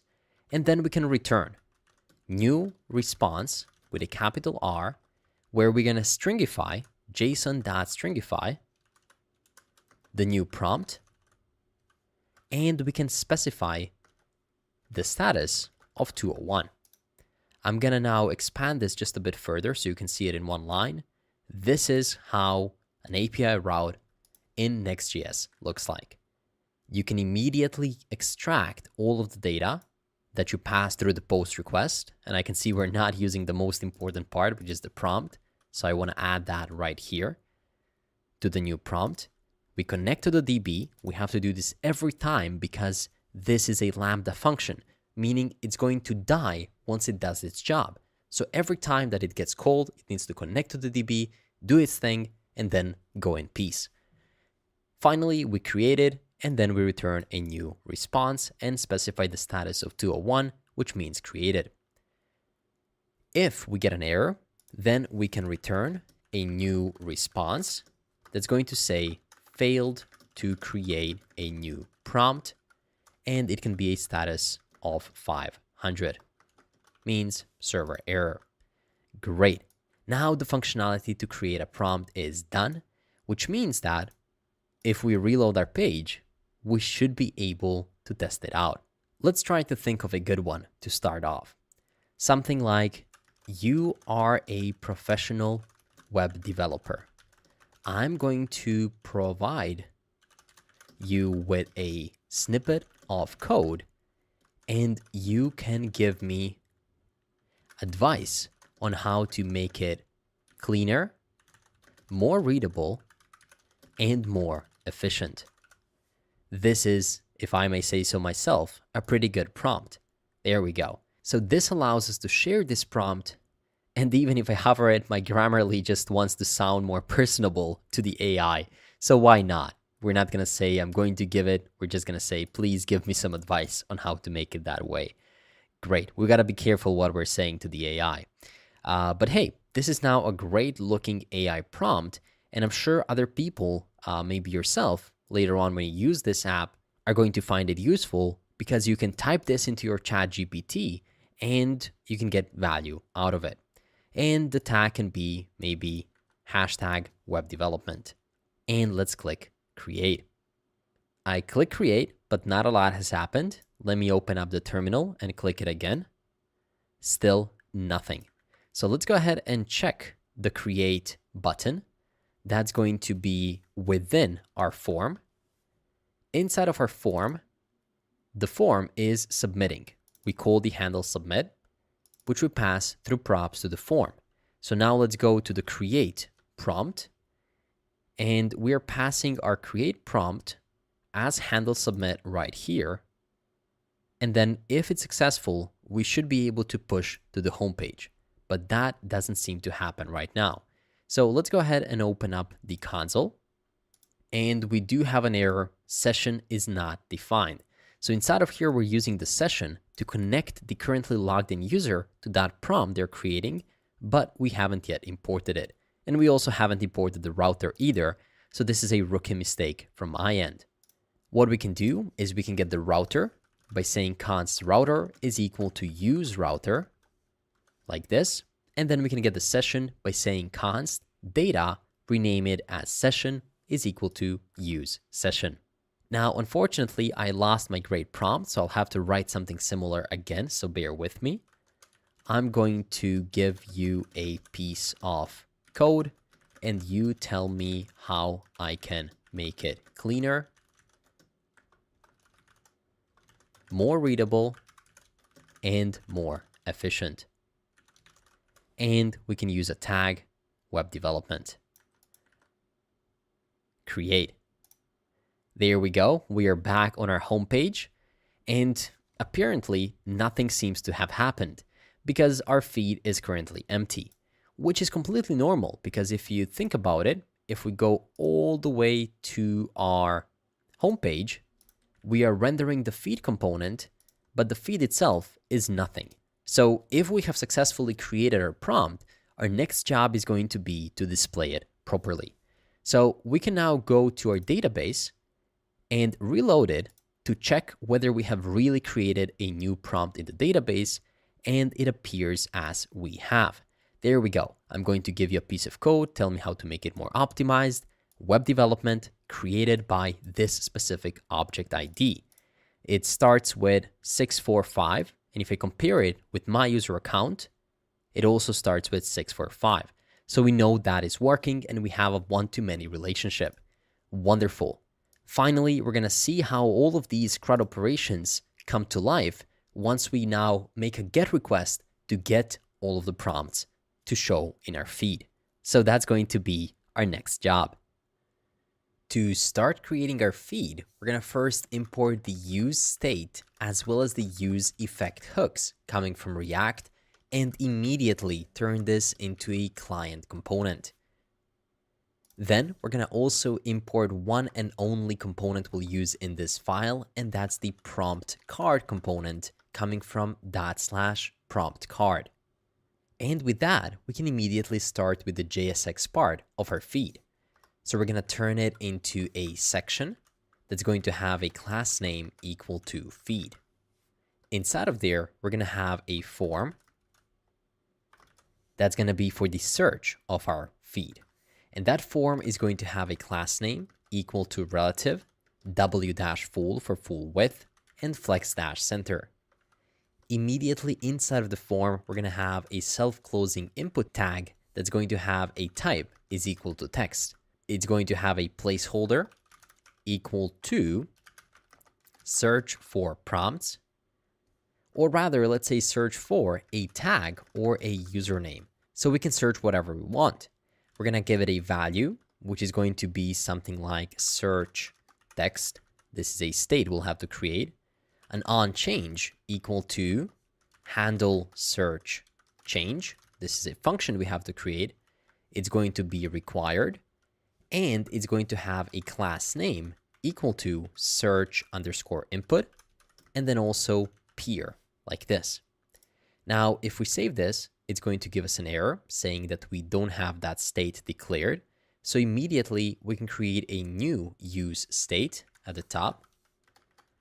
That use state is going to be called search text, and set search text at the start set to an empty string. And we can also declare that handle search function. So const handle search change, which is going to get an event, and it's going to look like this for now. And immediately we have a great looking search. Just below it, we can render our prompts, which is what actually matters. And right below, we of course want to show our prompts. So we can render a new component called prompt card list. This is going to be a self-closing component, which is going to accept data. For now, can be an empty array. And it's going to accept a handle tag click, which for now can be set to an empty callback function. Now, this prompt card list is a component that's only going to be used within this specific feed, so we can create it right here above our functional component. Const prompt card list is equal to an arrow function that accepts the data and handle tag click, and it's going to immediately return a div. That div is going to have a class name equal to empty16 for margin top and prompt_layout. If we save this, we should be able to see nothing in here, but now we actually can map over the data and show some cards. But of course, we first need to fetch the data. So from our feed, we'll have to make a GET request to our own Next.js API. To do that, we can create a new use effect. And we're going to have a callback function, and we want to call it at the start, initially as soon as the page loads.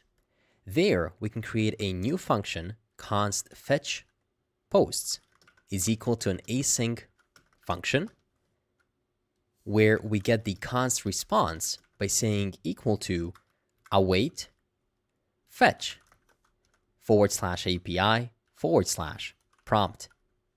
Then from the response, we can get data by saying const data is equal to await response.json.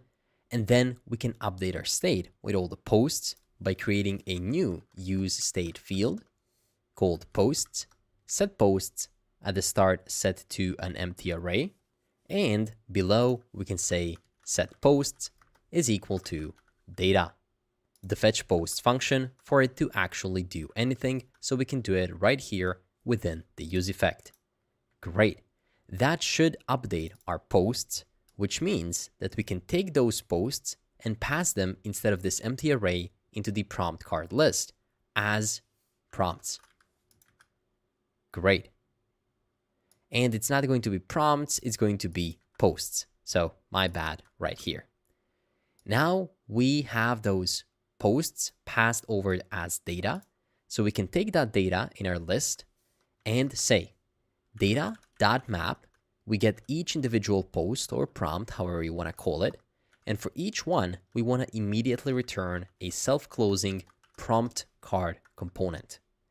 To that component, we want to pass a key equal to post._id.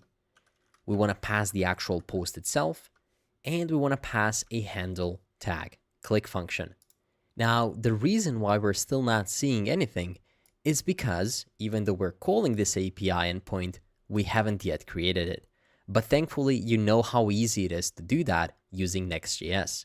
So we know we need API prompt, and it's a GET request. So let's just go to our API prompt, and immediately inside of here, we can create a new route.js. Not within the new, but just within the prompt. There, we'll have to import the same things as we did here. That's going to be the connect to DB and prompt. So we can copy those and paste them here. Then we need to say export const get is equal to an async function where we get the request. And we can call a try and catch block. Immediately in the try, we have to connect to our DB by saying await connect to DB. And then we have to filter out our prompts. And we can do that by saying const prompts is equal to await prompt.find. We can find all posts, and then we can populate the creator in there as well to know who created it.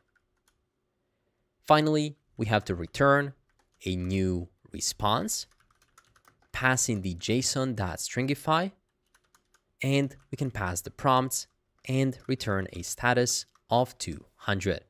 We can do a similar thing for the error by saying simply a string right here, failed to fetch all prompts, and it can be a status of 500. If we save this, it's going to compile successfully, and we can reload our page. And there we go. A prompt card appeared. That means that it is that easy to create and fetch the data using Next.js. The only thing we have to do now is go into the prompt card and actually display the prompt alongside the user that created it. To do that, we can first make this a use client component because we'll be using some states. We can import the use state hook coming from React. We're going to display an image, so we can import the optimized image tag coming from next/image. We can also import the use session coming from next-auth React. And finally, we're going to import some new things such as the use path name alongside use router coming from next/navigation. We already know that our prompt card is going to accept some props, and these are going to be the post as well as handle, tag, click. Later on, once we show this card, we'll also be able to delete it and edit it, so we can immediately accept those as well, handle edit and handle delete. And we can dive into creating the JSX of our card by wrapping everything in a div and giving it a class name equal to prompt_card. That should change the look a bit. Well, not yet because it's empty.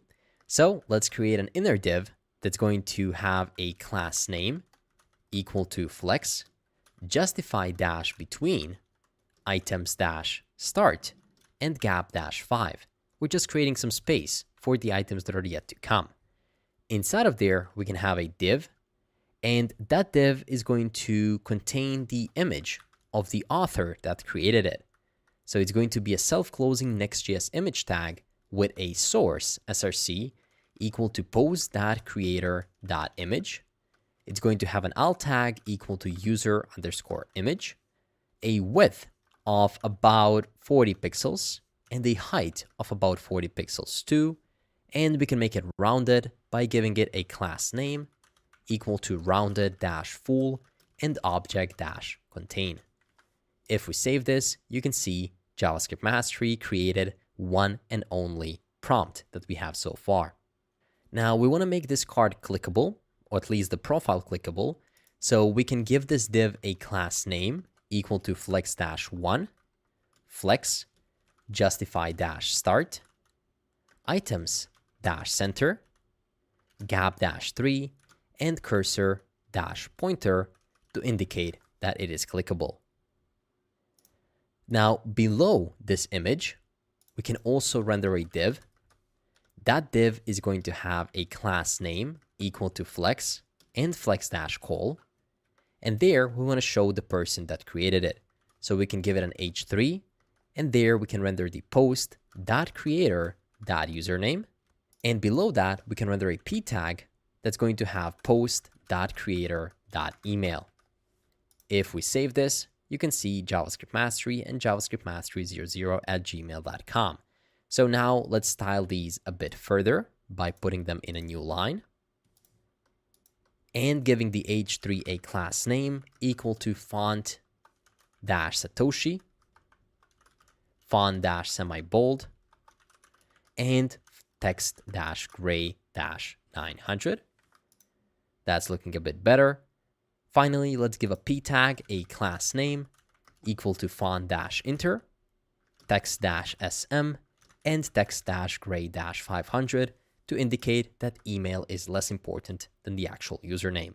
Now, this does look a bit big, but that's because I'm on 125% zoom. So if I do it like this, it's going to look more like it. Now, below this div and below one more div, we can create a div for the copy button and the actual prompt. So the class is going to be class name copy underscore btn. And on click, we can render just a callback function for now, which is empty. Later on, we're going to implement the real logic. Inside of here, we want to show a button to copy that actual prompt. That's going to be an image that's going to have a source equal to. Now, it's going to depend whether the post has been copied already. And for that, we'll have to have some kind of a state. So scrolling up, we can create a new state, use state, called copied, and set copied. At the start, set to an empty string. So if we scroll down, we can check if copied is triple equal to the current post.prompt. If that is the case, in that case, we can render the assets icons tick.svg, and then else we can render assets icons copy svg. So that's going to give us this icon, and of course we have to give it a width of 12 and height of 12 to be able to see it. There we go. So later on, once we implement the logic, once you click it, you'll get a confirmation that you actually copied whatever is in the prompt. Wonderful. Now, below this div and below one more div, we're going to create a p tag.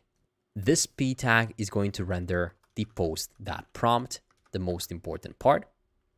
And below that, we want to render another p tag that's going to render hashtag post.tag, web development. Oh, I added a tag immediately in the actual tag, so I have a double tag now. So in this case, I can remove it from here. Now let's style this a bit better by giving this a class name equal to my-4 to divide it from the top and bottom by giving it a margin, font-satoshi, text-sm, text-gray-700. Okay, this is looking a bit better. And we can style the tag by giving it a class name equal to font-inter, text-sm, blue_gradient, and cursor-pointer. There we go. Finally, we can give it an on-click as well, because later on, we'll be able to click on a specific tag and see all related posts.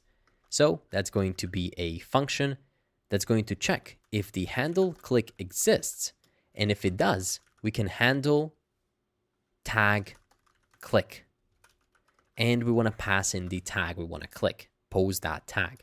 Of course, the handle click is also supposed to be handle tag click. So what is this going to ensure? It's going to ensure that we do have the tag. If we do, we'll be able to click it, and then we'll show all the relevant similar tags. Great.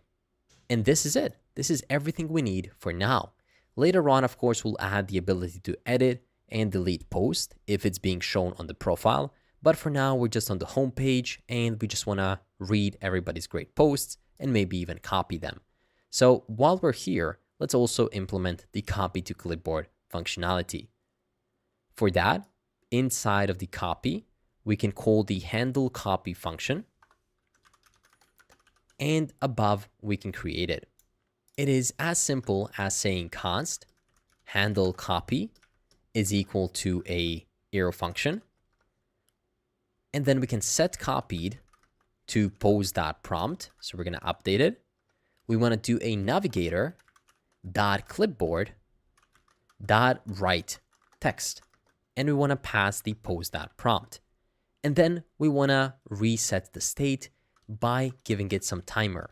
Set timeout with a callback function that's going to reset the set copied after about 3000 milliseconds or about 3 seconds.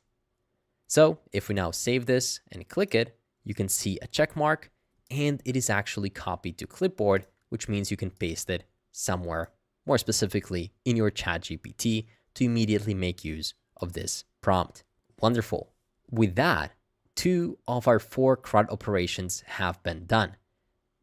The create post, which we can do right now by going to here and create prompt, and read all prompts. So create and read. Now, what's left to do is update and delete. And we'll be able to add update and delete once we implement our own profile. Right now, the profile is just a 404. But as you know, in Next.js, it is so easy to add a new front-end route. We can do that by going to app and then simply creating a new folder called profile, inside of which we can create a new page.jsx and run RAFCE. And we can call it profile. Same thing for the component and the export. As soon as we do that and reload the page, you can see our new profile and the shared navigation bar. Great.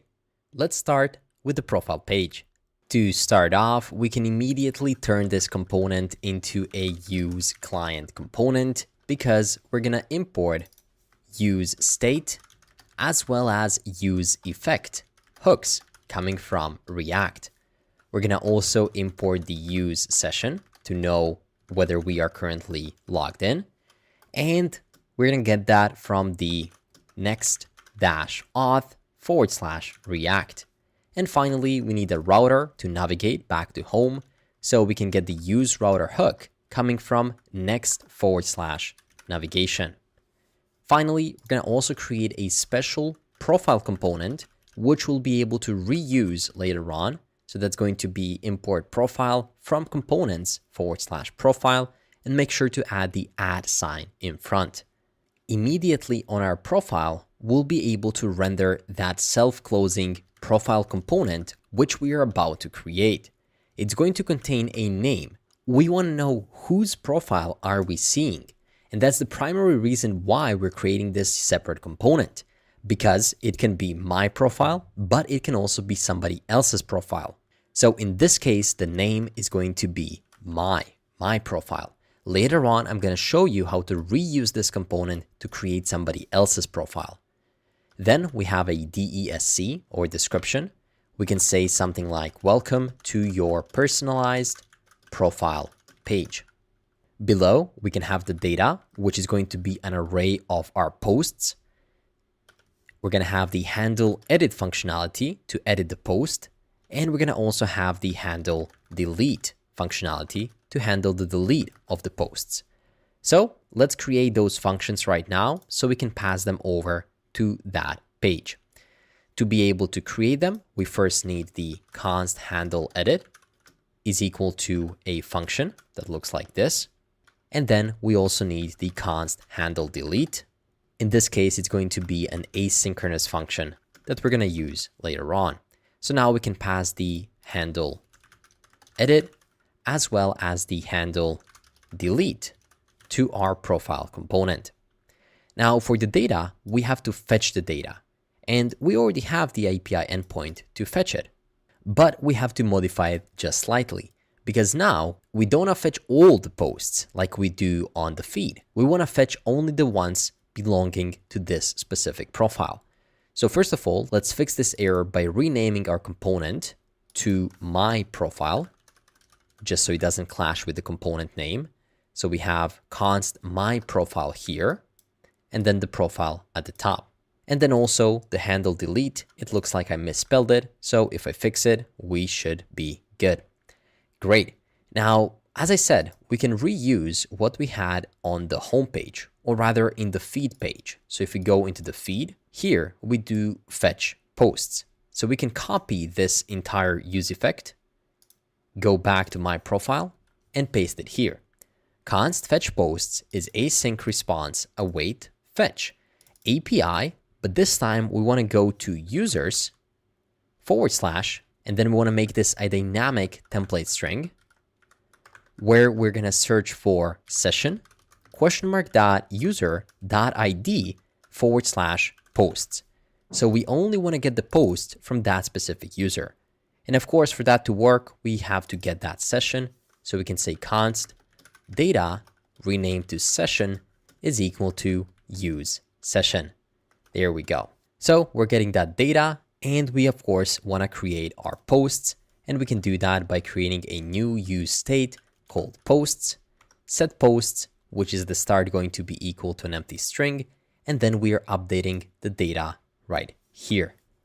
And then when do we want to fetch posts? Well, we only want to fetch them if we have the session ?user.id. So we only want to fetch them if we have the user we want to fetch them for. That is great. And then we can reference the data equal to posts right here. Now, of course, we haven't yet created the API endpoint for this route, but it's going to be really similar to fetching all posts. So we can open up the File Explorer, go to the API, create the new folder called users. Then we can create a new dynamic route of ID. And then within it, we can create a new folder called posts. And within it, we can create a new route.js. That route is going to be incredibly similar to our regular get all posts route, which is going to be within the API. And then where is it? It's within prompt route. There we go. So this is just a regular get route. We want to take that, paste it right here, and modify it to fetch the posts only from a specific creator. So through this request, we're going to also pass some additional params right here. Those params get populated if you pass dynamic variables into the URL, such as this one right here. So if you look into the route, you can see that we have the ID as a dynamic parameter, which means that we're going to have access to something known as to params.id. As simple as that, right? So where do we want to use it? Well, in the find right here, we want to say creator is equal to params.id. And this is only going to get us the posts from that specific creator. That's great. And with that, our route is done. What we can do is go back to this page, our fetch works, our functions work, and we can move into our reusable profile component to get all of these parameters and show a profile page. So let's control click it and start implementing not the profile page, but the reusable profile component. Inside of here, we can also import the prompt card we created before, coming from /prompt card.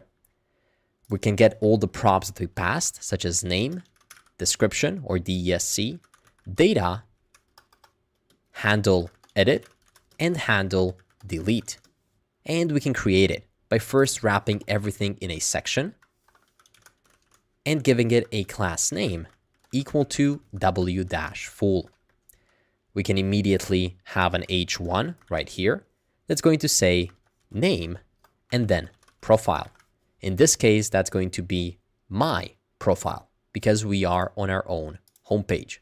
So let's save that, reload the page, and it still says profile, even though we are on the localhost profile. So let's see why that is the case.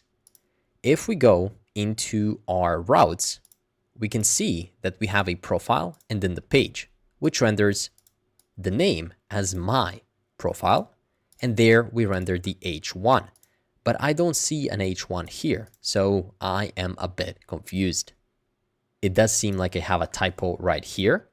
But if we open up the terminal, it does seem like we have an error. Handle delete is not defined. That is at my profile. So if we go to my profile right here, we have a handle delete and it seems to be defined properly.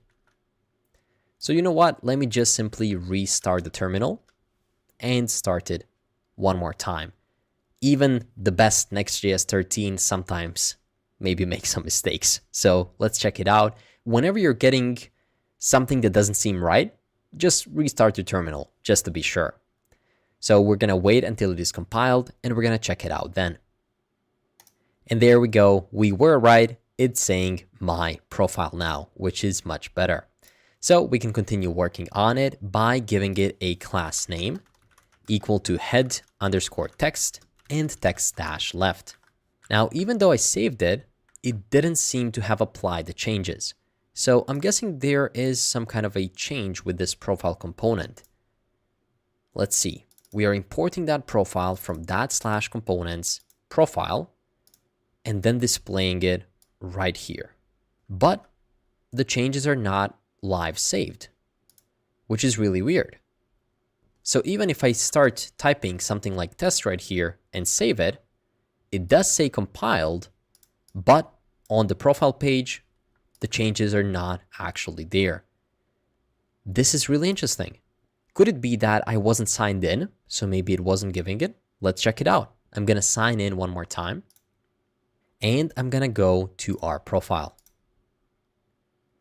And still, as you can see, it doesn't say this test right here, even though I saved the file.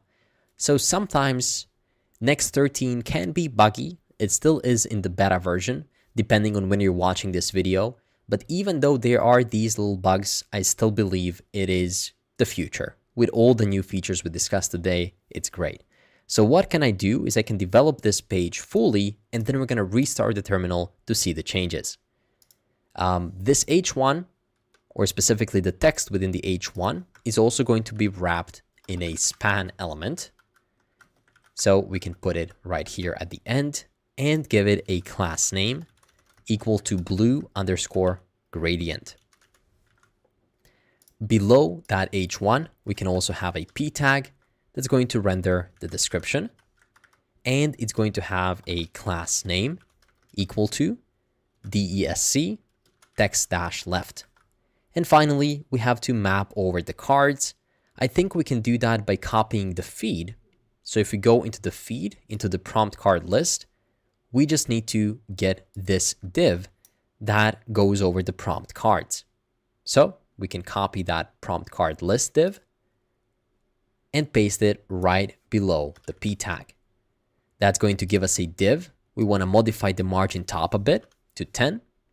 We want to map over the posts, pass over the key and the post, but this time, instead of handle click, we're going to have the handle edit functionality, which is going to be equal to if handle edit exists, meaning handle edit and, then we want to call the handle edit function and pass in the post. And we want to do the same thing for handle delete, where we have a callback function where we check if the handle delete exists, and then we call it by passing a specific post. Now, this is going to be it for the profile component, which means that I can now close it, go back here, and I can restart our server, and hopefully the changes are applied right now, and we're going to have the live reload working for the rest of the project. And there we go. We can see my profile. Welcome to your personalized profile page. But unfortunately, we don't see our actual post. So how can that be? Well, it seems like we aren't signed in. So if I press sign in one more time and then go to my profile, we can see the post by JavaScript Mastery, which corresponds to our currently logged in user. That is great. Now we can add the remaining CRUD functionalities such as handle edit and handle delete. To be able to do that, we need to go into the profile and then into the prompt card, because now we're passing two new additional functions. So inside of the prompt card, if you scroll all the way to the bottom, below the p tag, we can check if we have a session .user.id, and if that is equal to the post.creator.id, and if the path name is triple equal to /profile, and only then do we show a div with those buttons. So what are we doing here? We're checking if the currently logged in user is the creator of that post and if they are on the profile page. If that is the case, we can show a div. That div is going to have a p tag that's going to say edit, and we can have another p tag below. That p tag is going to have a class name equal to font-inter, text-sm, green_gradient, and cursor-pointer to make it clickable, but more importantly, on click, it's going to handle edit. And now we can duplicate this p tag one more time below, rename this to delete, rename the function to handle delete, and change it to, instead of green gradient, to orange gradient. If we save this, you can see that we don't have access to the session right here, which means that we have to import it at the top.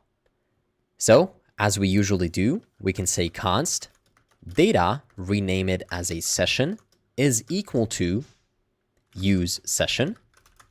And we also need to get the current path name by saying const path name is equal to use path name. And we also want to get the router by saying const router is equal to use router.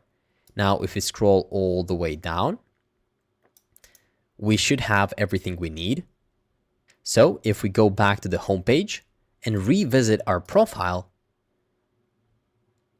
you can see that we have a profile card, but we don't seem to have the two buttons that we just created.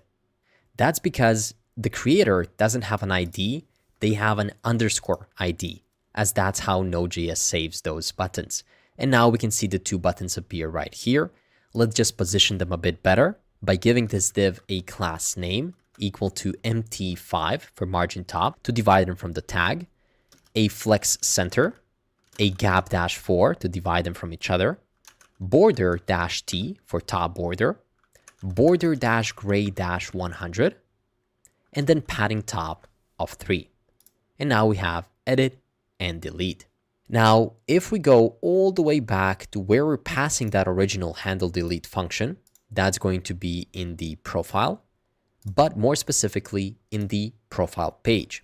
So we are yet to add the logic and the functionality for the handle edit and handle delete functions. Before we implement the frontend for these, let's go ahead and add the API endpoints that we can then call.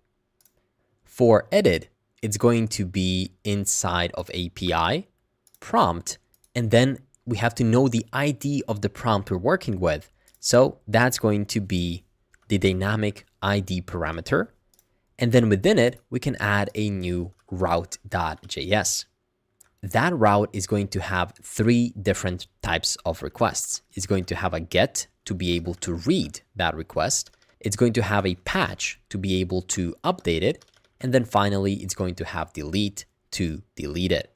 So for the get, we can go to our prompts and then simply copy everything we have right here to speed up the process, and then paste it right here.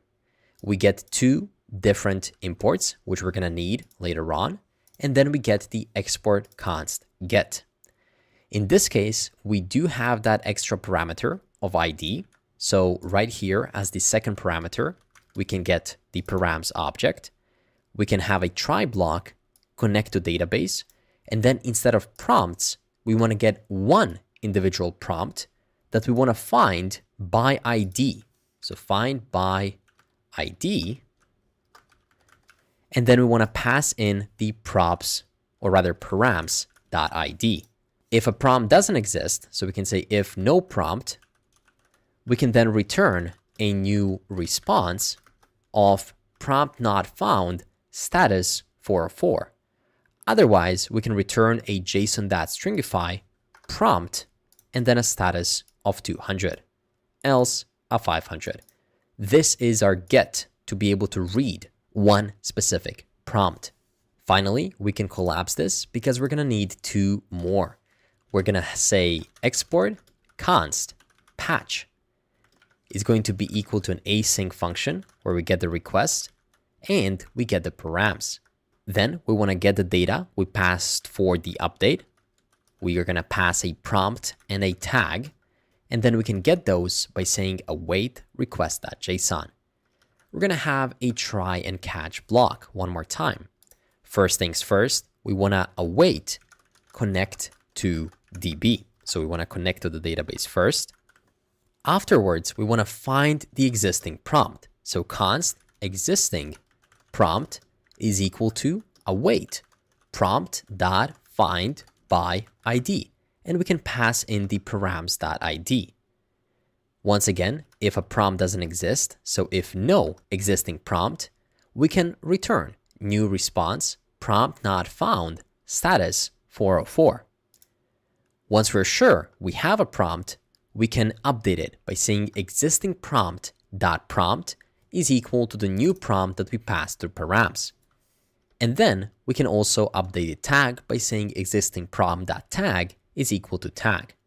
Once we have updated it, we can simply await existing prompt.save, and then we need to return a new response by stringifying the existing prompt and passing over a status of 200.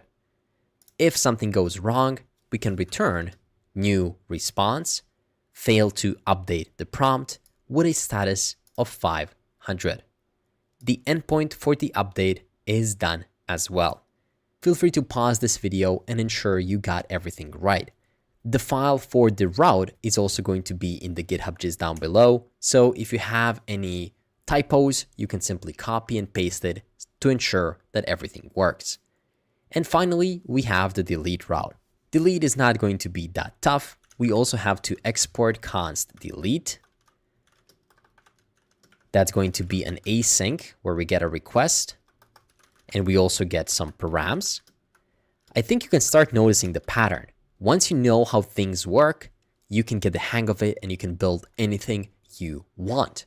If I just did that crash course that you watched at the start, you would know that these concepts exist, but you wouldn't know how to do them. But now that you've done this, building a real CRUD application, you can actually put it in practice for your own future applications, or at least refer to this video to be able to build it.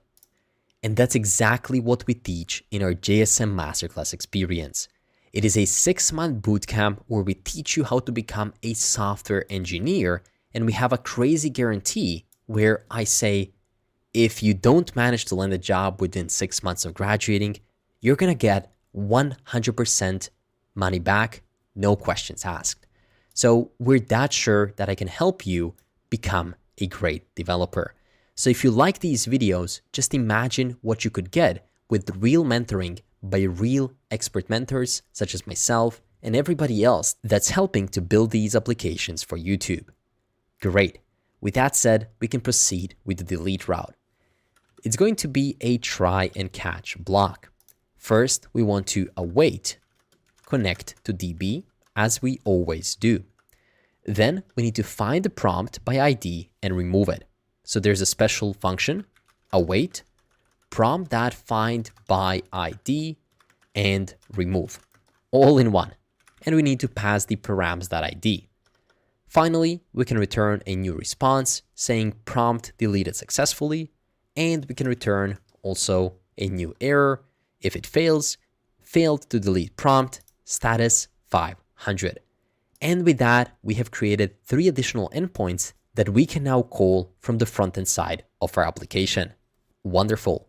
Now we can get back to our page and we can continue calling these endpoints right from the front-end side of our code. Crazy enough, all from the same full stack development environment called Next.js. Before, we weren't able to do that. Now we can. So let's handle the edit first. The only thing we want to do here is not edit it immediately. We want to navigate the user to a page where they can edit it in a nice way, where they have the form environment. So we're going to say router.push. Oh, I can see that we don't have the router imported yet. So what we can do is say const router is equal to use router. And then in the handle edit, we can say router.push to a dynamic route of /update-prompt $ID is equal to post._ID. So now if we save this and if we click the edit button, we're going to get an error, which is okay, saying that post is not defined.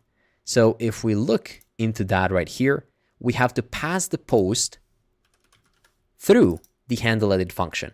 And same thing is going to happen for the handle delete. When we're calling them, we're passing that post, so we can simply reference to it.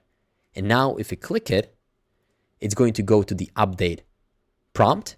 But as you can see, it's a 404. But for you, that's not a problem. You can simply go to your app and you can create a new folder called update-prompt and create a new page.jsx file inside of it. Now, here's the catch. Remember that create prompt page that we did? It looked something like this. I told you that inside of there, we're using a special form component that we made to be reusable. Now I'm going to show you how we're going to come from create post to edit post immediately. First, you can copy the entire create prompt page and paste it into the update prompt. Let's change the name to the export to edit prompt, of course, and change it right here in the name, edit prompt. The difference between the edit prompt and the create prompt is that with the create, you don't have any data right here available. But with the create prompt, we need to be able to get the previous data of that prompt to be able to update it.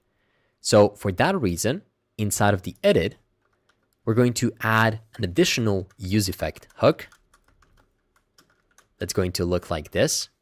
It's going to happen whenever the prompt ID changes. And that prompt ID we can get through the request query, because when you go to update prompt, you will have a special /ID right here. So to get to that ID, we can import something known as use search params coming from Next Navigation. And we're of course also going to need the use effect. And in this case, we won't need the use session. Now that we have the search params, here's how we use them. Const search params is equal to use search params. And then you can say const prompt ID is equal to search prompts dot get ID. Now, based on that, we can create a new const get prompt details function equal to an async function where we get the response by calling our own endpoint, await, fetch, dynamic string of API prompt, and then prompt ID. We created it. This is the first of the 3 endpoints we created recently. Out of the response, we can get our data by saying const data is equal to await response.json. And once we get it, we can simply set the post data. Set post is equal to prompt is equal to data.prompt, and tag is equal to data.tag. Finally, we only want to call this function if prompt ID exists, like this. There we go. So now, if we go back to our profile, and if we click edit, we'll be re-navigated, but we'll have to remove this use session tag because we're no longer using that. And also for now, we can comment out the create prompt as we're not using the create prompt. And right here, we can just put this as an empty callback function for now.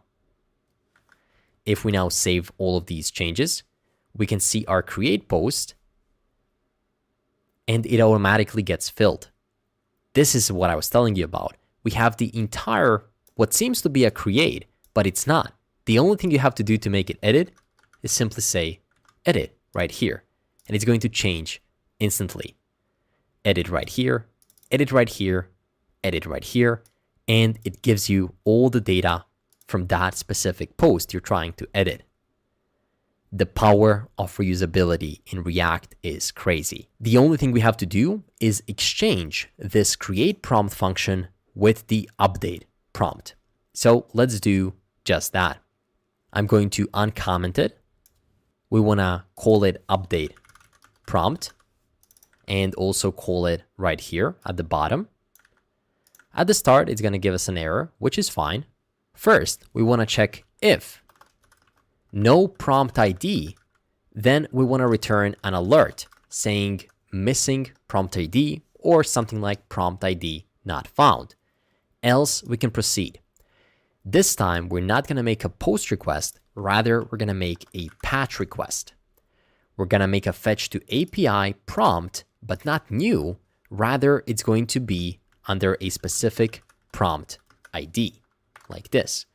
So API, prompt, and then prompt ID. This is the second endpoint in the list of endpoints that we created. It accepts the prompt, but this time we don't need the user ID as we already know who created it.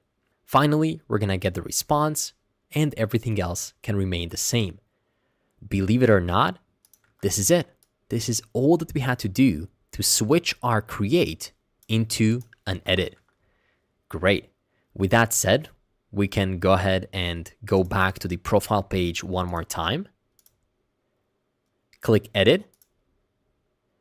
It's going to populate it. And let's change this from I'm going to give you to I will give you a piece of code. Let's say a snippet of code.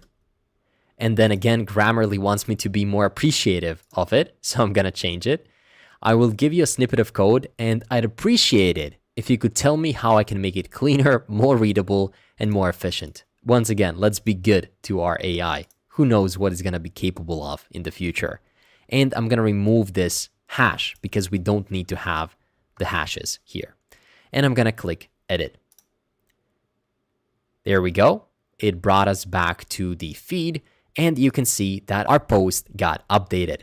That is it. The edit functionality now works as well. Let's go back into our prompt card just to modify this to also have that hash. So we can add the hash up front. There we go. This is looking great. So 3 out of 4 CRUD operations are now completed. The last one on our list is going to be the handle delete. Thankfully, for our handle delete, we have already created the backend endpoint. We have it here. So the only thing we have to do is first check, is the user sure they want to delete it? So we can say const has confirmed is equal to a confirm prompt. And this is built into the browser API. And then we can pass the question, are you sure you want to delete this prompt? If this variable ends up being true, we can say if has confirmed. In that case, we can open up a new try and catch block. Within the catch, we can simply console.log the error. And then within the try, we can await fetch and then make an API call to /API/post._id.toString. So we want to ensure that it is stringified. And that is it. We, of course, want to pass the options object where the method is equal to delete. Finally, once that happens, we'll be able to get all the posts, but without the deleted post. So we can say const filtered posts is equal to my posts dot filter, where we get each individual post, and then we can check if post dot underscore ID is not equal to, well, we have to get the current post that we're trying to delete. So let's rename this post to just P, where we're looping over. So if P dot underscore ID is not equal to post dot underscore ID, and that's going to give us the posts, which we can then set to state by saying set posts filtered post. Great. Now let's go ahead and copy this one so we can later on reuse it. But for now, we want to go to the profile and delete it.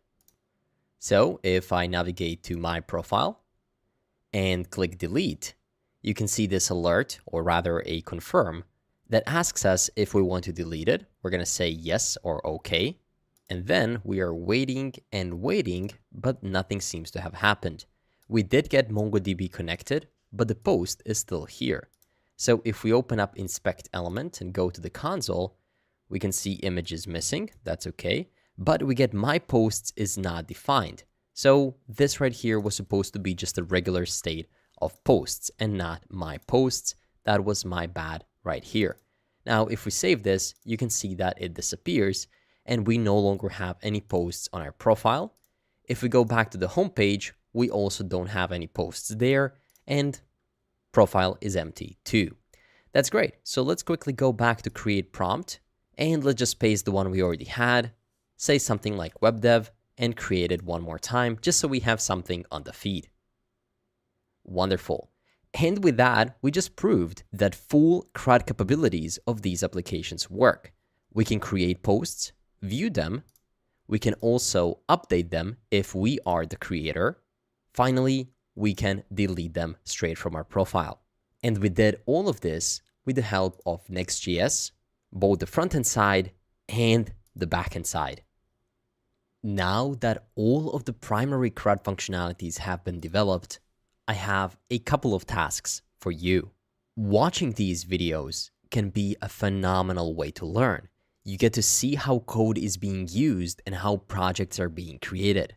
But of course, you'll learn best while you implement new features on your own. As I mentioned before, that's what we encourage within our JSM Masterclass experience. There, you will have to develop your own projects, one huge project each month within a team with expert mentor guidance. But right here, with this single free video, I wanted to give you a taste of what that might look like. Yes, it is true that you won't have me to teach you how to do it, but hey, you can give it a shot on your own, and that way you'll be able to learn. So let me show you the features that you will have to implement. Right here, I have a finalized version of the application deployed. So let's explore the application's full functionalities. Let's sign in. Of course, we can see all of the posts from the different users, but we can also create our own prompts. Nothing new so far, right? Now, once we create this post, there's a couple of additional things that we can do in this deployed app that we cannot do at the current version of our app. One of those things is search. So for example, I can see that in here, this person is mentioning something like customer persona. So let's say that you're building your own customer persona and you want to find all of the useful prompts that mention that word. We can simply start typing customer persona. And you can see that it shows us two different prompts with that thing. Also, we can search by different tags. So if I search for marketing, it's going to give me only the marketing posts. And you can also search by username. So if I start typing tidbits, it's going to show me all of the posts by the username tidbits. So there are three different types of search that I'm going to list right here. Search by prompt content, search by tag, so it's going to be prompt, tag, and then search by username. Great. One additional thing that we implemented is that you can simply click on a tag to be able to see all of the prompts in that category. So if you click right here, it's going to automatically fill it in the search. Again, nothing special. If you make the search by tag work, the only thing you have to do is populate the input. So as you can see, that works as well. We can click coding, we can click blogging as well, and that works. So that is the second feature that you will have to implement. And then the last feature is to implement view other profiles. So if I hover over the photo, username, or the email, you can click it, and then that brings you to a special URL called profile/ID of that profile and their name. So it no longer says my profile, it says Tidbits.js profile. And then here you can see all of the specific prompts that this person has posted. In the same fashion, we can search for somebody else's profile and we'll be redirected there. So I hope that these three features make sense, and that with all the knowledge that you gained throughout the crash course and throughout the current project build, you will be able to implement some of these features on your own. Of course, take your time and don't worry if you cannot get it to behave like the finished application. That's completely okay. Let me give you a hint on how you can implement some of these features. For the first and the second one, that is for the search and for the click on tag, the code for these features will have to be implemented within the feed component. So inside of here, you'll have to add some search states such as search text, timeout, results, and then you'll have to filter the prompts based on those queries. Finally, you'll need to handle the search change, and also the function for the handle tag click is going to look something like this. So if at any point you get stuck with implementing the search, you can find the complete GitHub code repository in the description down below, and you can reference to it.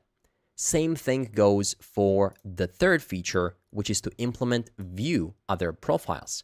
For this, you will have to create a new file or folder within the profile directory, dynamic ID, and then the page. This file is going to be incredibly similar to the old profile page that we have created, but this time it's just going to fetch posts from a different user, and we're going to reuse our existing profile component. I hope everything makes sense, but again, if you get stuck, the full finished code containing these features is going to be linked down in the description. And whether you decide to implement these features or not, I want to teach you how you can deploy this project to the web. So you can deploy it right now with me, or you can pause this video, try to implement these features, and then deploy it later on with me. Either way is just fine because the application, even right now, is looking great. So let me teach you how you can deploy a new Next 13 modern application. First things first, let's go ahead and check out our file and folder structure. Inside of here, we can see that our .env is green, but it shouldn't be. We never want to push a .env file to production, so we can simply add it right here under git ignore, and that should grayed out. That is good. That means that it's not going to be pushed to Git, but we can go ahead and create a new GitHub repository. So back on GitHub, you can scroll all the way to the top, click the plus button, and then click New Repository. Feel free to choose any name for your repository. I'm going to do Project Promptopia and make it public. Finally, click Create Repository. After that, pull this to the side and open up the integrated Visual Studio Code terminal and stop the application from running and clear it. Then run git init, git add dot, git commit dash first dash m first commit, and then follow the commands from here. Git branch dash m main, git remote add origin, and then git push u origin master. This is going to push your code to GitHub, and in just 1 second, you can reload it, and you should be able to see your code right here. Of course, feel free to modify the README, add a screenshot, tell everybody what you built. Once you have it deployed, that's great. Now we can head to Vercel. Vercel is a company that owns Next.js. So of course, they have built it with Next.js in mind. They have built it in a way that you can immediately develop and build specific applications like we did today, and then you can preview it, and finally you can deploy it. They made this process so simple and so easy, and since they are the creators of Next.js, they made it so seamless that you immediately get all the benefits such as speed, SEO, global edge network, and then first-party monitoring as well. So the only thing you have to do is go ahead and log in or sign up at the top right. Do so with GitHub because that's where we put our project code. Somewhere within your dashboard, you should be able to find a button to create a new project. Most likely you won't have as many projects as I do, but all of these are projects from many different cohorts of the masterclass experience students that we teach. So every single one has their own deployment for their capstone and monthly projects. So in this case, you can scroll all the way up and click Add New, and we want to add a new project. They make it so simple. You simply need to import a Git repository, and if you made it public, it should be right here, so you can click Import. The root directory can be the same, as well as the build and output settings. Of course, we have some environment variables which we want to add. Regarding environment variables, we can add them once the project is deployed. So let's go ahead and click Deploy. There we go. It is deploying right now, and we can see the steps right here. And immediately we get a build error, which is okay. It happens. Right now, we can see that it cannot resolve add components / profile. That is coming in the profile page.jsx. So if we open up the page and check this out here, we can go to some different file, maybe the page, and see how we're importing the feed. Feed, it's a capital F here, and the component itself is, of course, in a capital letter. So in the case of our profile, unfortunately, we used a lowercase p letter, so I'm going to bring this back to uppercase. It didn't break our build locally, but it looks like Vercel doesn't like inconsistency. So if we fix this, we can go ahead and run git add, git commit -m, fix typo, and then git push. This is going to re-push our repository, which means that it should auto-build on the same project that you have opened. So right here, we can check it out. It says building, fix typo. There we go, duration 35 seconds. And there we go, it succeeded. So we can see everything went great. And if we click visit, you can see that our application is deployed on this URL. That is great. Now, of course, a couple of things won't work right off the bat. And that is, we can see that the sign in button is missing, which means that we haven't properly connected NextAuth nor Google. So let's do that together right away. Our application contained some environment variables that we need to fix for this to work. We of course had our Google ID, Google Client Secret, MongoDB URI, and we also have the NextAuth URLs. First of all, we'll have to update our NextAuth URL to this newly deployed URL. Of course, we cannot do it right here within our code. We have to do it within environment variables of our project. So let's click your project name right here, go to settings, environment variables, and then you can add your environment variables one by one. So let's add our NextAuth URL, which is going to be equal to this URL. Let's also add another, which is going to be the NextAuth URL internal, also pointing to the same link. We can add a couple more. That's going to be NextAuth secret, equal to this entire thing.